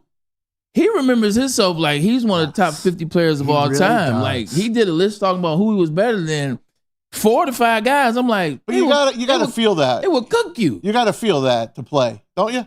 You gotta have that side of you. No, it's called honesty. Like, not in hindsight. Like, I didn't during your playing. I didn't. Yeah, after you're complete. Like, now when so many eyes are on you, like, I'm not about to go on somebody's podcast. Like, well, when I was playing, I was better than this guy and that guy and that guy and that guy. Like, even if I felt I was, their numbers and stats and things they did speak for themselves. But hey, look, everybody's different. That 03 ring. You didn't even start when you played for the Spurs when you got that ring. Exactly. Pipe down, big guy. 03, and he acts like he's responsible for that ring. Like, when you're sitting there talking with Matt Barnes, you weren't any better than him at all. At least Matt Barnes started most of Steven Jackson's been delusional since he came in the league, and he hasn't changed since. Yeah, maybe I don't know. But anyway, back to your list. My apologies, sir. That's okay, but Ron Artest at number one. You kind of Number two. You talked about Steven Jackson, but anyway, number two. Ron I'm Artest. sorry, but Ron Artest, you'd put him right there, one or two. Yeah, right? because he was a bad boy's bad boy. Like Yes, he when I was. think of that nature, when I think of bad boys on this list, you got to fight. Like I'm not talking about sneaky little dirty. You got to be able to fight. Like Ron Artest could definitely throw hands. You remember the elbow that he gave James Harden? Oh, that was one of the most vicious elbows thing I've ever seen. I think that's when it was the end of the Lakers dynasty. I think that's kind of when it was over. He elbowed James Harden, and you just remember that he was a guy that got it done. The craziest thing about the Malice of the Palace is he was actually seeking therapy at the time, and one of his exercises, as prescribed to him by his therapist, hey, when you get into a space and you think you're about to react a certain way, lay down or go somewhere and count to 10. When he laid on that table, and obviously it was for outside looking in, it was a weird space to do it. That's part of his therapy. He was laying down, counting to 10, and then when he got hit with the cup before he counted 10, didn't get a chance to finish the cycle, and the rest is history. But that was actually a part of his therapy. The cup thrower, by the way, I met 2 years ago at the Michigan State-Michigan game. Literally, charges got filed up on Charlie was his name, right? Yep. He looked so familiar to me, and he kept looking back at me, and I'm like, he knew you knew who he was, or he wanted you to realize who he was. Well, eventually, we hooked up, and it was him. I'm like, so you're the cup guy, Charlie, the cup guy. How did he keep so much liquid in that cup that far of a distance? I don't know. This is a solid toss. So I love that you talked about that with Ron Artest, because that actually, he's spoken on that just recently about that was part of his method to calm down. Where it went wrong was he grabbed the home simulcast headphones and started talking to Indiana. And I remember that. My dad was right there. That upset my father. He grabbed his bucket of popcorn. I had to stop him from throwing. I mean, Ron Artest was right here. John Green. There you go. Yeah. Ron Artest, where you are is where I was. That's where our seats were. So we watched this whole thing take place right in front of us. Oh, that's right. You were there. Yeah, I'm in all those videos and stuff. It happened the night before we played Ohio State. Yeah. Like my senior year. It happened the night before. So you were napping, you were sleeping, getting I was wide awake watching the whole game. I was ready. Now I'm ready to go fight Ohio State. Ray. I know better. What? Before we go on to the number one here, I did want to mention something about Kenyon Martin. If you get a chance after this show, Google Kenyon Martin, Karl Malone. Bad. And Kenyon Martin is from the Sag Nasty. All right, he's from Saginaw. He's from Dallas. But he spent a lot of time in Saginaw. Yeah, he's born in Saginaw. I'm about to say, I ain't now. So, but he grew up loving Isaiah. True. And when Isaiah got that elbow from Karl Malone, he never, ever let it go. That's right. And he put Karl Malone down. There is an awesome play of the clip, or the clip of the foul, as well as him talking about it. That was for Zeke. So he was on the pod. What podcast was he on? All the Smoke? One of those podcasts? So. Yeah, I think that's the one that he talks about it on, in fact. But number one. Everyone knows who it is. Let's go Green. My man Draymond Green, Spartan. I mean, this is the Ndamukong Suh of the NBA. There is no part of a player's body that is off limits. He will hurt you. He will think he got away with it. He will miss games. He will get technicals. He will get flagrants. And he will win championships. And beat up that's his own what Spartans players. do, baby. Draymond Green sits atop this list. And 75 years of bad boys, is this the true number one, guys? No, it's not the true number one. He plays in a soft NBA where he can't get in trouble because they love the Golden State Warriors. If you look at all his things that have happened, he ain't beating nobody up. He's not fisticuffing anybody. Beat his own player up. That was cold. Yeah. Like, now don't get it twisted. I'm not saying he's soft. That puts him over Sprewell, right? I'm not saying he's soft. Like, he's really from the Sag Nasty, so I'm not saying that he definitely is about that business. But on the court, dirty things, his low blows, he's kicking you out here. Like, he's out here like this is WWE. Like, come on. Like, no. Like, I don't like that he's number one on this list. But what would he have been like in the 80s? He would have had to confront. He would have to conform. I think he would have been about that life. I think he would have been about that life times two, because he wouldn't have gotten penalized for it. He would have been about that life. No penalties, no repercussions. Yeah. He's still doing what he's doing in the softest NBA of all time. All right. I'll back up off the point. I had a hard time putting him over Ron. I'll back up off the point. I won't be the, hey, get off my grass or get off my lawn guy. I like it. I won't be that guy. You know what? I'm cool with it. What number would you put him at then? But I'm trying to like compare both eras, or all 3-4 eras. I wouldn't put him 1, because if we're gonna put Rodman 5, Rodman has to go ahead of Draymond Green. You think? What? In terms of bad boy, I had a real hard time with this top 5. Rodman kicked the cameraman in the nuts. Like, what are you talking about? Oh, yeah, I forgot about that. Like it was nothing. True. What are we talking about? It's like the more we talk about these guys, the more offenses we remember. I forgot about that one. All right. So, you know what? For what Draymond Green, and then obviously what you made it, you brought the point together at the end. It is the championships. It is the defensive player of the year. It's on top of the championships, on top about what he really is for that team, and then being able to still act like that. Look, he can be top 3. I have no problem with it. How many of these guys are Hall of Famers on this list? Sneak Larry Bird in there somewhere. There's two Hall of Famers on this entire list, right? Trash talking, we'd have Larry Bird first. And Worm, that's it.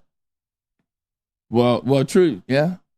Draymond, no. Artest, no. Lambeer, no. Oakley, no. Bowen, Mason, Sheed, Mad Max, none of these guys. So what it goes to show you is the majority of the bad boys that play in the NBA, they're role players. Right. Because you cannot have your star player out here engaging every night in the foolishness. Isaiah Thomas can't be the guy. Steph Curry can't be that guy. Certain players, even Shaq. Like, Shaq's a bad boy, but Shaq pick and choose his spots, if you will. He didn't get in a ton of trouble. I like the list, though, sir. Now, let me ask you this about Rodman.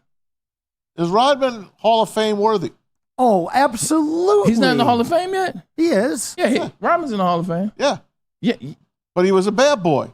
Kick guys in the groin. Blah, blah, blah, blah, blah. But Rodman is a part of arguably the most dominant. 5 championships. I was going to say. How many Defensive Player of the Years? How 4. many rebounding I just threw it out titles? there. I love the Worm. Yeah, I just threw it out there. Like, if there's no Rodman, there's no second trifecta between the Bulls. So he's the only one of all those bad boys that's a Hall of Famer? Only 2 of them. McHale at the end there as well. Yep. All right. I like the that list. Disgusting human being, Kevin McHale. Oh, he just poured sweat like he got out of a pool. University of Minnesota. I was just about to say Big Ten zone. Hated it. Yeah. That was very good, guys. That was fun. That was a very good list, man. Now we should do next time. We should do Thursday. We should do the top 10 trash talkers of all time. Ooh. That's easy. The glove, baby. Reggie Miller. He's one. Larry Bird. Gary Payton and Larry Bird are 1-1. Yeah. 1A, 1B. Like, the only difference, you could put a 1A, 1B because you heard Gary Payton from your seat. You heard him through the TV. Bird was whispering but saying the same stuff. Like, Gary Payton was loud. Now, I never heckled Gary Payton. He was one of my favorite players. However, I did in 04. You know what I called him all series when he long? Was 40 years old. Take another shot, Oven Mitt. Because all he was guarding, nice and loose, 3 fingers.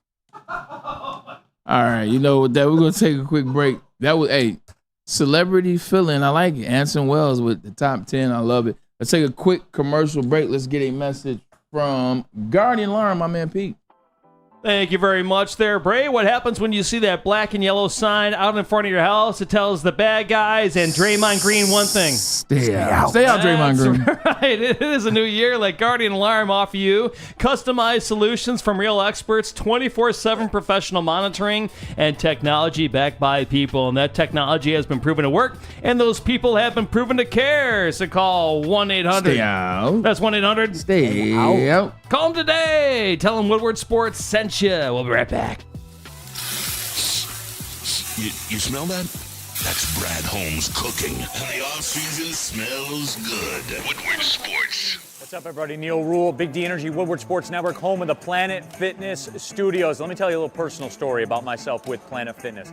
Planet Fitness helped me change my life, and it can do the same for you. The best gym in the gym game. The clean facilities, tons of cardio equipment, tons of weights as well. And look, through all the price increases, inflation, all that, hasn't happened at Planet Fitness. Still $1 down, $10 per month, $24.99 a month for the Black Card as well. It's Planet Fitness, everybody, where your fitness is essential. The most talked about Detroit media by other Detroit media, and we love it. It's the Woodward Sports Network. Come to any Lady Jane's Haircuts for Men and claim your throne for a king's treatment from one of our talented stylists. Open 7 days a week. Walk in anytime. Just get to a Lady Jane's today and receive a precision haircut, scalp massage, hot lather neck shave, and a hot towel treatment. A haircut should not be a chore. It should be an experience. And that's exactly what Lady Jane's has to offer. Open 7 days a week. Walk-ins are always welcome. There's always a location near you. Lady Jane's Haircuts for Men. It's wicked awesome. You smell that? That's Brad Holmes cooking. And the off-season smells good. Woodward Sports.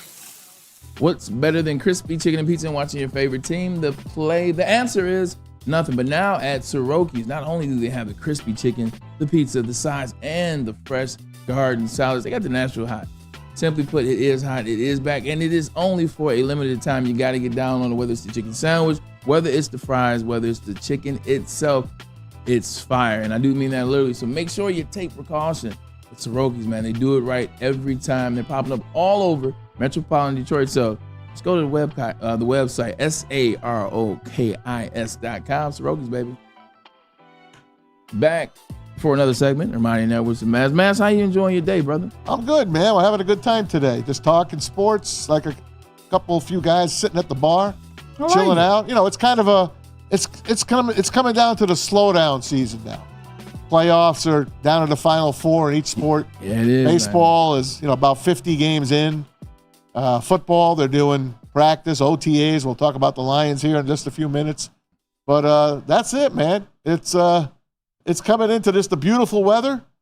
Open your pool up. It's Memorial Day weekend coming up. Everyone will have Monday off, God willing, to enjoy the family and do some cookouts. Pete, Memorial Day coming up, buddy. What's on the agenda, man? What's on the agenda for Memorial Weekend? Big Pete Spyback over there. Want to hear my answer? Oh, come on now, Pete. Yeah, it's going to be horse racing, and pinball, online poker, and video games. Yes. Hey, I kind of like that. Atari, especially if we can get some of course, money Atari, out of the deal. dude. I know it. What's your favorite video game of all time? Obviously, pinball machines are number one. Yeah, but pinball. what's your favorite video game off of a system, if you will? Back on the Atari, man, I got to go all the way back there to 1981, Pitfall. 82. Close, dude. For me, it's going to have to be a game called the Dreadnought Factor. It's an older game, but that would be my Dreadnought game Factor. on the Atari, yes. Okay. Dreadnought Is it a Factor. pirate game? I remember Atari you with the little skinny you shoot controller. like a big battleship. I'm telling you, Pitfall was my stuff. Yeah, Pitfall was cool. I know I'm 41, but I remember playing Pitfall in the 80s. Oh, yeah. And then I got a Nintendo, and it was no looking back. No more. There was no looking Should back. I bring the Nintendo in one of these days? I'm telling you, bring the Nintendo in, man. We'll hook it up. We'll get it going during the show. Play during the We'll have show. we'll have some contests. A little 10-yard fight. Hey, Why not? 10-yard You want fight. some 10-yard First football fight? game, Oh, man. yeah. Then Tecmo Bowl. Oh, yeah. Tecmo Bowl, was a baby. game changer. Who you going Bo with? Jackson's still running. Who you going with on Super Tecmo Bowl? Who you playing? Super Tecmo Bowl? No, regular. Oh, that's Are you easy. taking the Giants with LT? You taking the Niners with Jerry Rice? I'm taking the Niners or I'm taking Yeah. both. Like, the best team is the Niners. Like, that's not even up for debate. Them and the Giants. Roger But Craig. the best player in the game, in the best game of all time, is Bo Jackson. No doubt. He's still running. He's still running. Like, both scores on every play. My favorite. I used to play against the Niners every time. I was the Giants, but I would do my best to beat them. You know, it was always hard. Oh, yeah. Always hard to beat them. I'll tell you Always like hard. this, man. Like, there's a funny parody. If you think I'm joking, go look it up on YouTube now. It's Peter Griffin. Oh, yes. It's the, so good. It's the Family Guy one where they're talking about Takes Bo the whole Jackson. quarter. He's like, yeah, I think I'm going. Nope. I'm going to come turn around. Like, why is your team so bad? Why are you this bad? Like, Quagmire, put the controller down. Like, it's a great episode. Look it up. I just saw that the other Family day. Guy is Peter and Quagmire play Tecmo. By the way, we got to give Dante, super fan, Dante 151, put in $5 to the chat Appreciate today. you, Dante. He says, Bronny James, the most bet prospect for an NBA pick for Fox Sports. Bronny, 200-1 odds to go number one. And he also said, I hate Reggie Miller so much. Ooh, that's another good one. That's two good ones. Two good ideas. 200-1 for Brian to go number one overall. You see the shirt the guys were wearing on Sunday after they beat the Knicks? I did not. They had the picture of LeBron. of Reggie Miller with the doing that against with the choke choking sack. against Yep. Spike Lee. Spike Lee and the guys.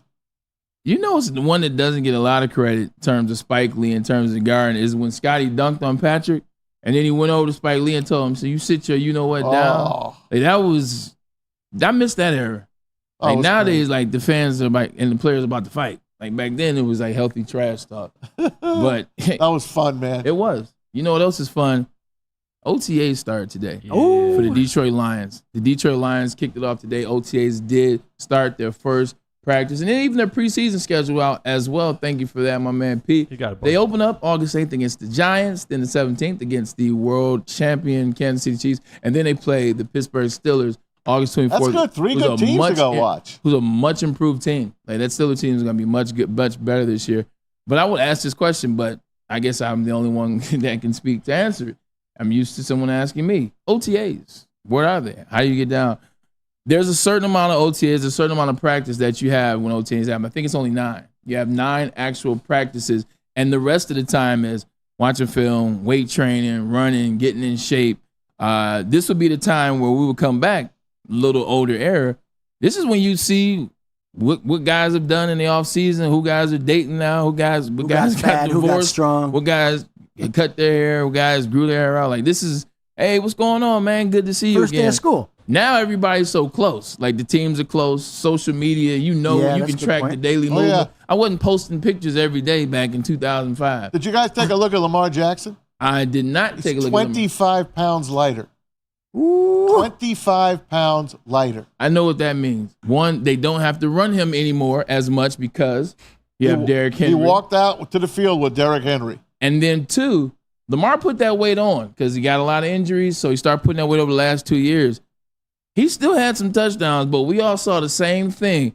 Speed was starting to decrease. A little bit. The speed was he wasn't leaving people in the dust. He wasn't shaking people and putting them in the blender. So now that you got Derrick Henry, now that you have a solidified run game, you don't have to use him as the number 1 run option every play. Now he can get jiggy when he can or when he wants to, as opposed to having to be able to do that. He looks like he's ready to go, like they want to play tomorrow. Yeah. I'm glad you brought him up. Where is if we were doing hot seats, which is always fun. The hot seat is always a fun one, but we'll get into that once we really need material. But just looking at Lamar Jackson, last year he gets to the AFC Championship game. You want to blame Todd Monken. You want to blame him. You want to blame the offense. Just Blame don't Zay get it Flowers. done. 100%. Zay Flowers messed up twice. This is that picture of Lamar Jackson and Derrick Henry. Appreciate that. I mean, the video, if you will. Where's the expectation level and where's the hot seat level for Lamar Jackson? He got all his pieces. He had everything he needed. He got the contract. He got the deal. He got there and just did not look like the same player. What does it look like this year, you think? I think he still has time to win it all. Yeah. I still think he's a top guy. I would love to have him as my quarterback.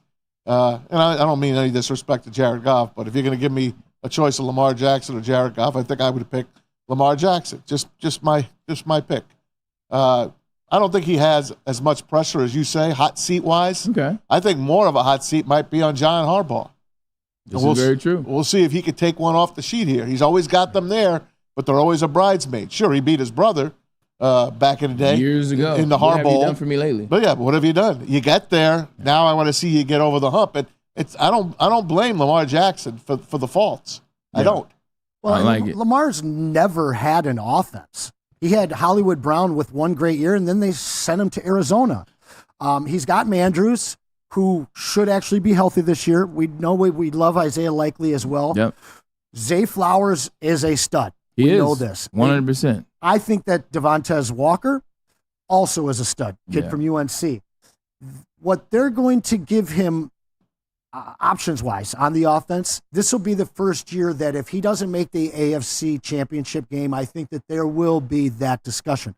But they just signed him to a really big deal. Yeah. I think that Josh Allen's in a much more precarious place with his team than Baltimore. I think their window with what they've done with Derrick Henry adding him is 2 years strong, and they're going to give that to Lamar.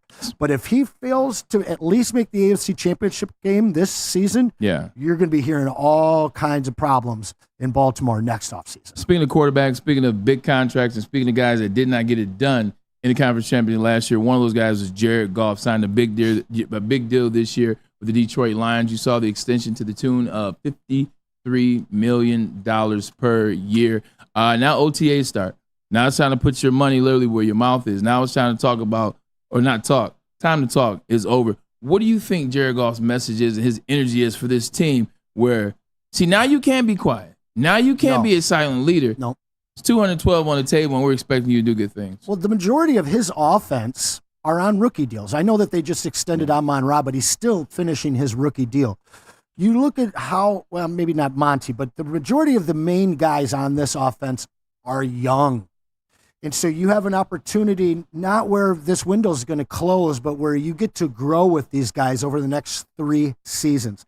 So I think that he has to be outspoken about cohesion. Like you look over in Minnesota right now, Jay Jetta is not even going to OTAs, and he's got 2 new quarterbacks throwing to him, a rookie and Sam Darnold. That is a time you got to be there if you're supposedly the best receiver in the NFL. So I think with the Lions being all in, I haven't read of any players that aren't going to be at OTAs. They'll all be there. This is an opportunity for Jared Goff to establish himself as the unquestioned leader, which he's done through play. But now he also has to do because he has that contract. And so at this point, he's just got to take these young guys. He's got to spend as much time with them as possible and breed as much confidence in all of those guys, Jameson especially. Yeah, you stole one of our stories. I'm glad you did. You brought it up. Justin Jefferson was sighted in New Florham Park. Florham Park. Taking a limousine yesterday 0.2 outside of miles Jets away. camp. Appreciate that, Pete. Check it out. There he goes. What was he doing near Jets camp and not in Minnesota at OTAs? Well, let's go to our New York Jets insider, Braylon Edwards. Well, I'm not divulging any information. I can't give you guys the one-up on my New York Jets, but just speculation, just looking at how this thing plays out. You don't go, and this is actually the hotel that's right by Florham Park. I mean, yeah, what the hell is he doing there, right? This calls for concern. But I bring this back. We don't know what's going on. We know that it's something between the Jets because you wouldn't be at the hotel that is attached to Florham Park. That's where everybody stays. That's where I know I stay when I go out there and I'm going to see my Jets. Could it be a move? Mike Williams, a trade, plus some draft picks and things of that nature to put these guys side by side, him and Garrett Wilson. But even beyond the speculation, this is why you have a team in the Detroit Lions. This is why you take care of your guys. This is why you take care of your guys early. This is why you get things figured out. This is why you put a culture in place like the Lions have, so you don't have issues like that. You don't have a situation where the best wide receiver in the NFL statistically and probably true to so is flirting with the New York Jets, is not in OTAs, is not around when you got guys and you need guys to be there. This is why the Lions are doing what they're doing, and this is why it's working, man. Okay, here's what he's there for.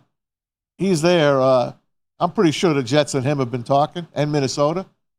It ain't going to be Mike Williams, man. Mike Williams don't get Justin Jefferson.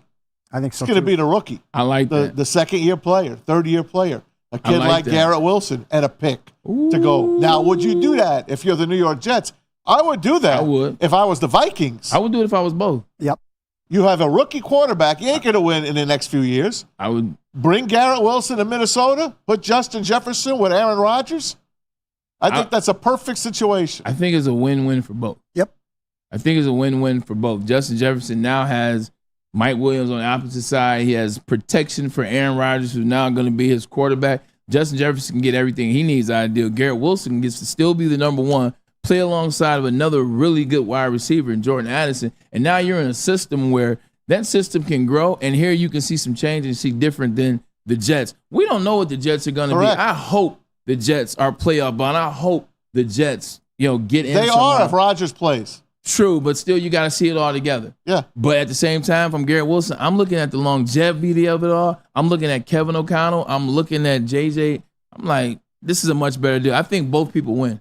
If Jefferson had been healthy all last year, who was going to get him the ball? Nick McMullins. No one was going to get him the ball. And once Cousins went down, that was it. After Cousins went down, nobody was going to get him the ball to continue his stat line, all right?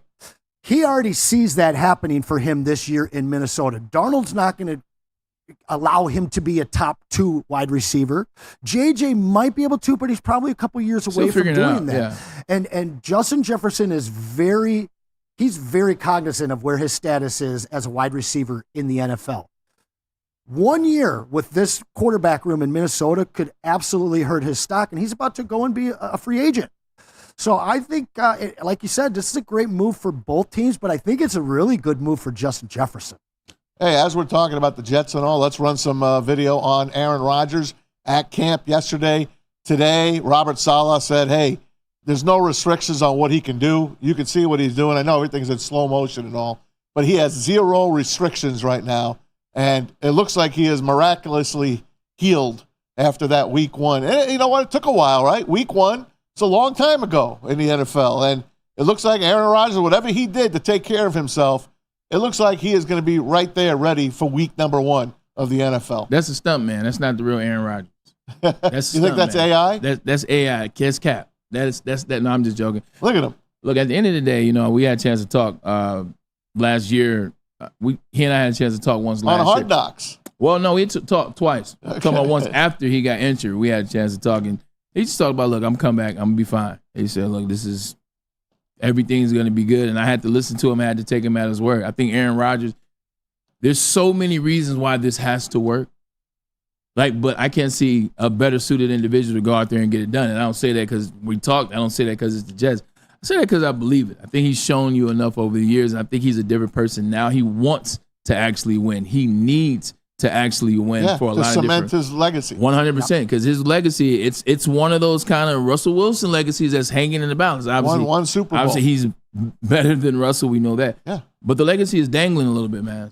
It is, no doubt about it. And is he the last remaining player from your draft class? He is. He's got to be up there, right? He definitely is. I mean, that's pretty good. Same draft night, Aaron Rodgers walks up to Braylon Edwards. And who else were you with? Alex Smith. Actually. Alex Smith. And he goes, well, yeah, I'm going to be the number 1 pick. How you doing, Aaron Rodgers? I'm going to be the number 1 pick tonight. And we all know what happened. He wound up dead last in the green room. And the Packers had to take him out of the green room. And the Packers found themselves a Hall of Famer. Every time you tell the story, I always say, I think he had the last laugh. Yep, I have to say, I think he had. He definitely did. He did. Yeah, 100% he did. I'm not laughing anymore. Who did better in that class than him? There was something. DeMarcus Ware just made the Hall of Fame. DeMarcus Ware made the Hall of Fame last year, I believe. So yeah, he was drafted number 11 to the Cowboys. Okay. You know what? He's quite. I never would have known that he'd be a Hall of Famer. Out of Troy, honestly, University of Troy. I'm another surprised small about that. school Hall of Fame type guy. Amazing. I would have to look at the list again. You got to look at your class again. This is true. Dustin Colquitt, Mike Nugent, and Frank Gore. But those guys are all done. That was 2 years ago this was written. Frank's in my class. He was second round. Mm-hmm. His son is in the league now. He got drafted in the 6th round, I want to say. I think his son was UDFA. You're right. It was undrafted. Yeah. Should have been drafted. Frank Gore said he's going to be a player, too. You know, I'll tell you what, I've watched a lot of his footage. He absolutely has a role in this league. Well, his father was a player. His father is arguably, he's not but he's arguably the greatest running back in high school Florida sports. You know those names on that list? Those are names like Derrick Henry. Those are names like Fred Taylor. And he was just as good as all of them. He tore his ACL twice before he even got to the NFL. Can you think of a player that's had more longevity, especially through major catastrophic injuries than Frank Gore? No. I couldn't believe how effective he was into his double-digit seasons. Absolutely no. Yeah. So, again, we talk about this all the time. When he's 4th all-time rushing. Yeah. Let that sink in. Yep. Frank Gore, who you may not remember any of his NFL seasons, is 4th all-time Isn't that unreal? in rushing. In a million years, I would never put that name up. Just because of that alone, you have to be on those. You have to make the Hall of Fame. Is that Bettis at 3 or 5? Bettis is he passed 5, right? Yeah, he passed Bettis to get to 4. It's Emmett, Walter, Barry, and Frank Gore. No, he passed Barry. Barry's 4. Is Curtis Martin up there somewhere too? It's like 6 or 7. Okay. Him and Barry are the only 2 running backs that have very underrated 100 yards in 10 straight seasons. You got those thousands, stats, man. excuse me, thousands. You got those stats deep in there. Yeah. We're talking about Lions OTA still. Because let's do this. Football. Because I got something. Yeah, I want to talk about Good. that. Let's do it. All right, well, look, you hold on to that thought. I will. We'll take a quick commercial break. I believe this is our last one of the show. We'll come back. We'll get around the NFL, but let's talk about Wake Up Woodward. Everybody, every Monday through Friday, 8 to 10 a.m. mornings right here on Woodward Sports. You can catch Wake Up Woodward with Matt Broder, Sam Flannel, Kool-Aid, JB, and Kenny G. Again, every Monday through Friday, 8 to 10 a.m. mornings right here on Detroit's #1 sports station, and that would be Woodward Sports. We'll be right back. Thank you to the Detroit Lions and Sheila Ham for the best season in Lions history. Now it's time to let Brad Holmes cook. Woodward Sports. At work and at home, we're there with smarter security solutions. featuring complete automation with customized alerts and more. For over 90 years, we've been the company that's been counted on to protect what matters most, all with personalized service and care. Right now, for a limited time, receive a free video device plus free installation with a new home system. Guardian Alarm. We protect Michigan. A network for the city, by the city. Woodward Sports is Detroit Sports. Any Lady Jane's haircuts for men, and claim your throne for a king's treatment from one of our talented stylists. Open 7 days a week. Walk in anytime. Just get to a Lady Jane's today and receive a precision haircut, scalp massage, hot lather neck shave, and a hot towel treatment. A haircut should not be a chore. It should be an experience. And that's exactly what Lady Jane's has to offer. Open 7 days a week. Walk-ins are always welcome. There's always a location near you. Lady Jane's haircuts for men, it's wicked awesome. The most talked about Detroit media by other Detroit media, and we love it. It's the Woodward Sports Network. What's up, everybody? Neil Rule, Big D Energy, Woodward Sports Network, home of the Planet Fitness Studios. Let me tell you a little personal story about myself with Planet Fitness. Planet Fitness helped me change my life, and it can do the same for you. The best gym in the gym game. The clean facilities, tons of cardio equipment, tons of weights as well. And look, through all the price increases, inflation, all that, hasn't happened at Planet Fitness. Still $1 down, $10 per month, $24.99 a month for the Black Card as well. It's Planet Fitness, everybody, where your fitness is essential. You smell that? That's Brad Holmes cooking. And the off-season smells good. Woodward Sports. Welcome back. Right away, I got to go to Maz. Maz, tell them what the people in the chat are talking about. Hats off to Lorena Rios. Pete has a voice ideal for the silent movie era. That's perfect. That's perfect. Thank you, Lorena. Usually destroying me, but now coming after Pete. If you didn't get that joke, then shame on you. Maz, speaking of the chat, is Tammy Chen still in the chat? Tammy, I haven't seen it in a while. That's a good point. My mom, actually, this is my mom. Shout out to my mom, who I know is listening as always. Love you, Mom. She asked me yesterday when I was at the house. That's right. Where is Tammy Chen? I'll have to text her right now. You got to text her right now. I will. See what's going on. Anybody in the chat know what's going on with Tammy Chen? You know what? I know her dad has been battling. He's been in the hospital. Okay. We send out prayers we definitely do. For Tammy's dad. Yeah. Maybe that's what's going on. Because we love Tammy in the chat. And when I get a chance to see her at Pro Sports Zone with John Yu, she's always amazing. She is always there, ready to cross off another name off her list, right? 100%. She's got so many autographs and stuff at home. Her and her husband, great people. Great people. You know what else is great is the NFL, man. So why don't you continue to take us around it? I will. Hey, did you have something you wanted to say NFL-wise? Or did you want to go off the end? I'm ready to talk Lions OTAs a little bit. Okay, let me go ahead. Take us there. Take us there. You asked me a week ago what I was most excited to see. And I basically talked about the rookies. Yeah, because it was rookie camp. So it was a great rookie camp. But I went over somebody that I and the rest of Detroit has never seen before. Offense or defense? He's on offense, and we've had him for a full year. Antoine Green? Hendon Hooker. Oh, well, so you want to see him? Well, I mean, everybody in Detroit wants to see him. I don't want to see him because I'm talking quarterback controversy, but this is a third-round pick that already is. There's some trade talk around the league of guys that might want this, teams that might want this kid. But as Lions fans, we've never seen him. He was injured last year coming in. We didn't get a chance to see him in preseason. They did. There wasn't. And we're not going to see him. Well, that's the thing. We're never really going to know what he could be. And a New York Giant writer put it out there yesterday. Should the Giants talk to the Lions to trade for Hendon Hooker? Because the Lions sure aren't going to use him unless, of course, God forbid, Jared Goff goes down with an injury. We're never going to see this guy. Yeah, I'm going to go ahead and knock on wood on that one. What will be 3 years? He'll be 30. It'll be 29. Yep, sounds like 30 to me. Round up. Well, actually, no, 26, 27, 28. So, yeah, 20. It's 30. I'm 30. You got past 26. A 30-year-old rookie? Let me ask you this, Maz. What You're not intrigued to see him, though? I want to see him. Okay. That's We're what not I want going to know. to. Because nobody's seen him. There was no OTA talk. Yeah. There was He's no secret. preseason look.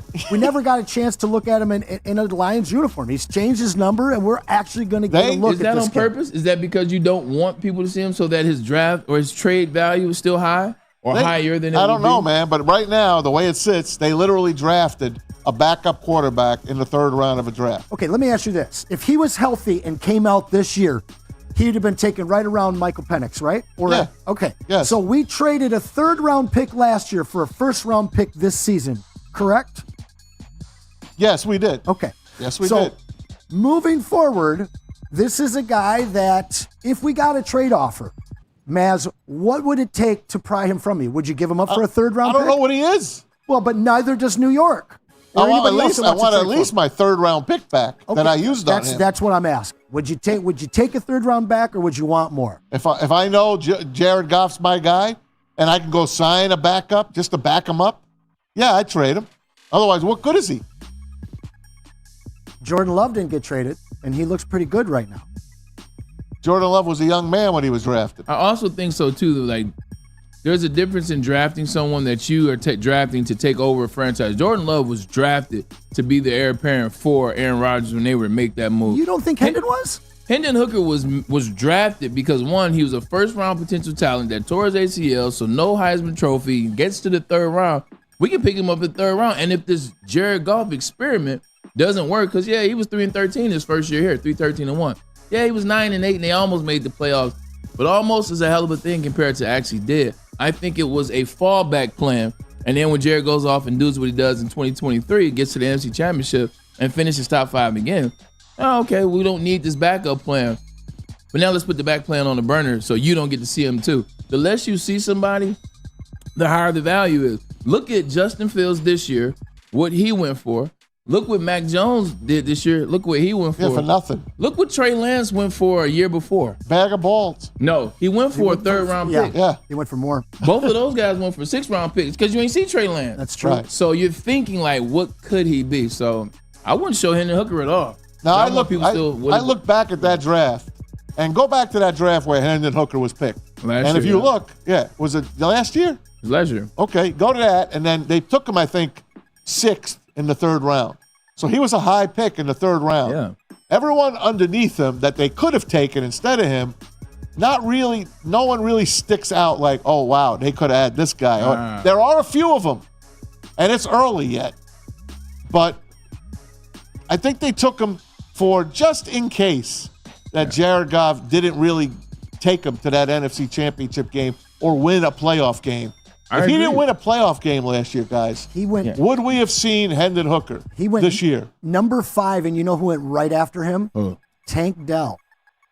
He would look pretty good in Honolulu blue. And the Lions need a wide receiver too. They need one. But don't forget the year prior to that they took Jameson. But you still like you. I know. You can get that value wide receiver in the 3rd. You take it. At the same time, I agree with you, Maz. I think we're saying the same thing.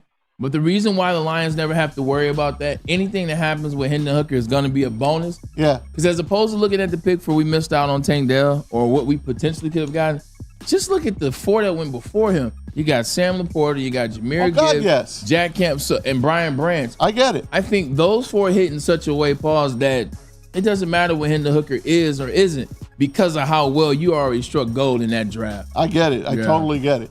But if you go back to like the Cowboys draft or the San Francisco 49ers drafts back in the day, how you really build your team all the way, build it. I mean, 3rd round, that's high to take a guy that you're probably not going to use. Now, I put the question out to you guys, and I think it's a pretty good topic. If Jared Goff had not won a playoff game last year, would we have had a chance to see Hendon Hooker play this year? Yes. Yes. Maybe. And I don't think Goff would have gotten paid either had he not won. And this is just he won, so it's moot. I think yes, and the reason why yes, because if you're slating it out the same way that it played out, that means they would have played Matt Stafford Rams in the 1st round. That means we're saying they would have lost to the Matt Stafford Rams, which they almost did anyway. Correct, 1 point. But 100% and 2 blown calls, one on Puka, one on Matt Stafford. And the Rams are driving at the end. So if that happens, now you're looking at a situation. Why do we happy Jared Goff got paid? Because he won 2 playoff games. because he almost won a third. Should have. 100%. You're looking at that. So you're like, well, he did this, so I validate him getting paid. If he doesn't do that, people still are not happy with the Jared Goff even though contract he did what he did after the 2 wins. Yeah. So to your point, 100% we would have saw him in a space or see him in space, so they would have shown him a little bit more in OTAs. They would show him more in minicamp. They'll show him more in training camp, and they'll start to create just a natural quarterback controversy. If a guy doesn't win a playoff game and you drafted a third rounder that could have been a first rounder the year before, it's a natural storyline right there for a QB comparison. Especially in Detroit.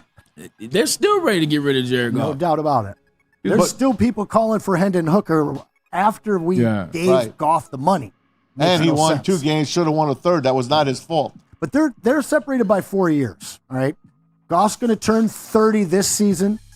Hendon Hooker's 26. There's a scenario here for me that in 3 years, if they don't win a championship, you will see Hendon Hooker under center for this team. Period. I'd say, yeah.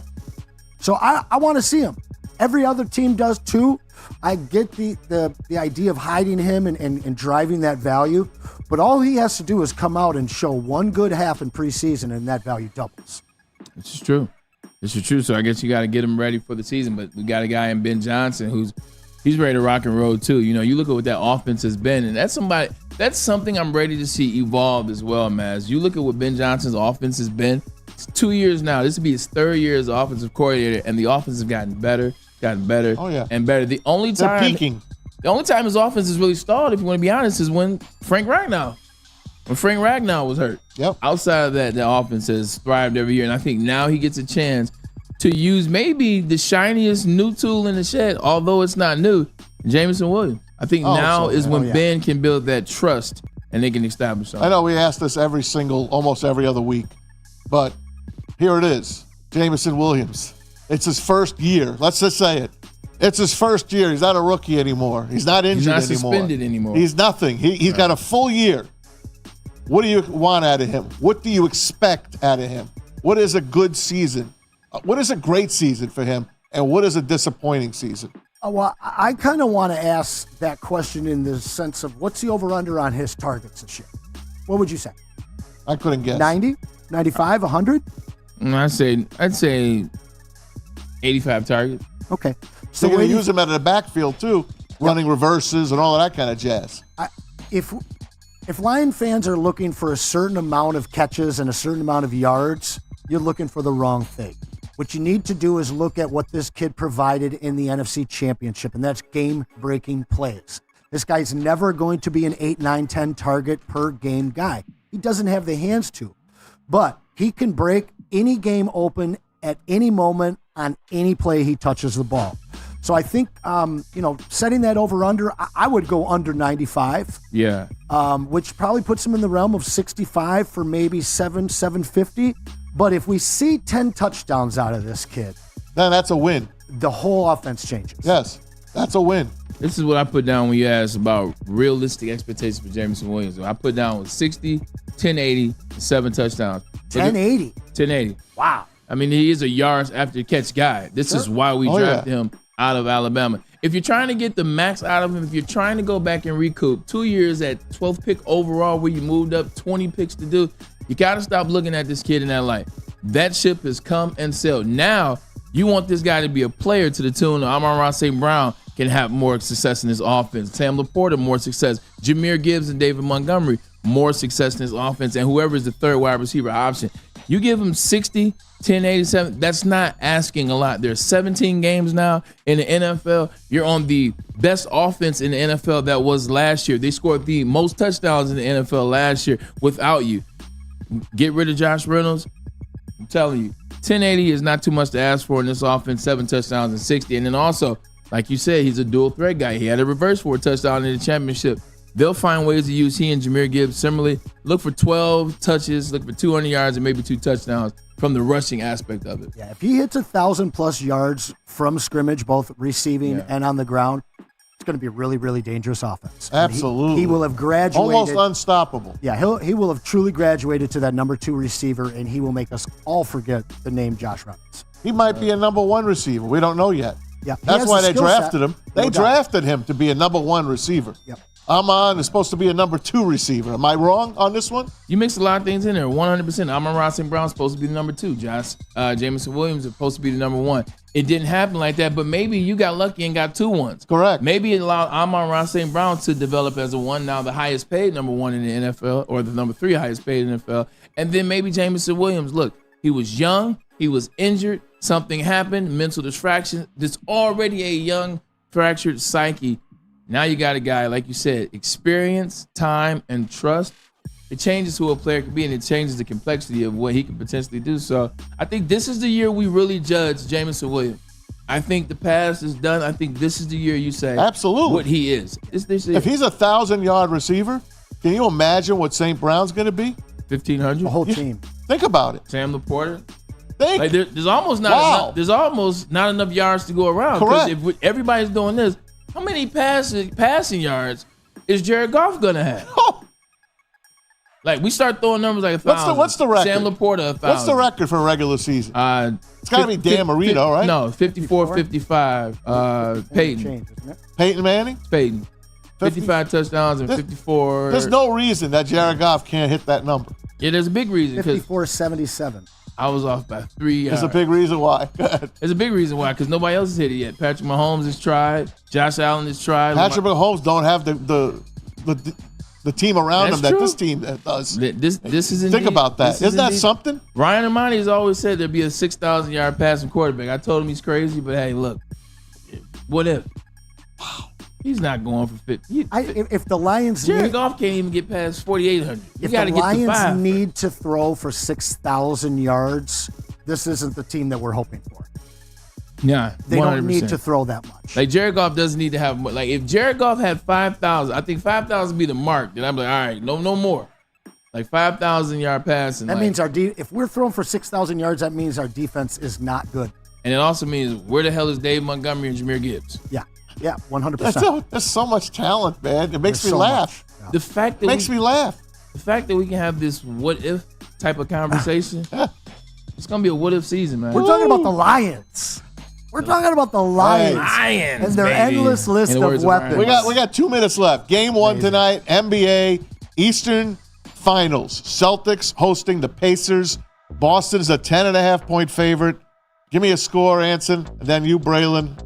Let's go. Celtics, but Pacers cover. I think Celtics win by 3. 109-102 Celtics. They cover though, right? Yes, sir. So you got both of you got the Pacers covered. Right. Yeah, it's a big line. You don't shoot 67% from the field, and everybody play like that. Like holy crow!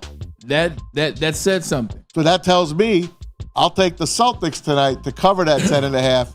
Then game 2, when we talk on Thursday, I'll change my pick then to the Pacers. I'll take Boston to cover tonight. I like you, Joe. Who you got? Joe ran up out of here. Well, look, Joe's in the studio right now. Hey, Tigers playing the Royals tonight. They lost last night. Reese Olson gets like a 105-mile-an-hour fastball right in the hip. He said he's going to be fine. See if the Tigers can knock off the Royals tonight in Kansas City. Kansas City's won over 30 games already. I learned something good today about that Reese thing. They have a rating system of 1 to 5 based on comeback pitches and how hard they hurt you.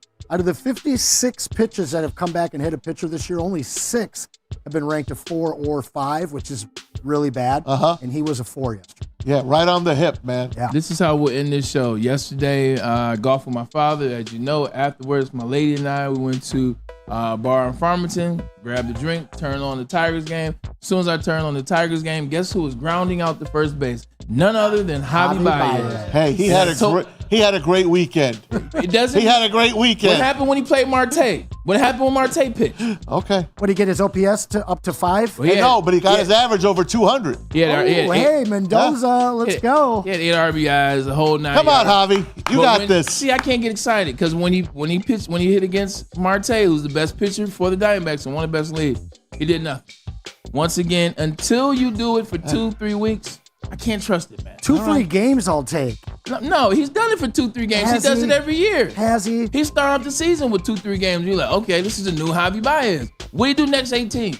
I mean, I know he's good at fielding, but is he not that even good where he has anymore. to continue to start? How is this guy not sitting? Look, at the end, you should sit him. Leave him alone right now. He's not bad in these last You see how Such a bias Like, apologist, man. The last 4 days, he's been okay. Leave it at that. Bias Maz was like, he's apologist. not bad, but he's bad. That means the guy's bad. Look, we appreciate you guys for always tuning in. This is Woodward Sports Network, and this is Ermanni and Edwards with Maz. Although my man Anson does a great job every Tuesday and Thursday. Time as well. We appreciate you, Pete. Silent Mike, great job by you guys as well. Joel over there. Joel and James is here. Joel and James. I forget. See, James is hidden. James is I quiet really can't too. See James. I got a link. There he is. James is in here as well to chat, and we appreciate you. Keep tuning in. We'll keep providing you. And tonight, don't listen to Maz. The Pacers will cover. We'll see I you hope guys. so.